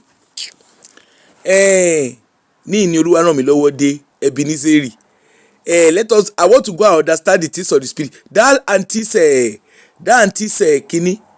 That I want to go and understand ogun. How that auntie take talk am? Ogun ilé àti ogun ìta. How they take amalgamate together. Make I go research am. I dey go research, I dey go meet Afroitis make e come teach me wetin ogun ilé àti ogun ìta mean. Na so e be. Make we have tried our best. Ẹ bá wa advice Uncle Rotimi. Àwọn Jọmílójú àti brother rẹ̀ náà ẹ sì bá wa advice ẹ̀. Ẹ bá wa advice wọn. Ẹ bá wa sọ fún wọn pé àwa senior citizen, èmi senior citizen orphan mò ń advice rẹ̀.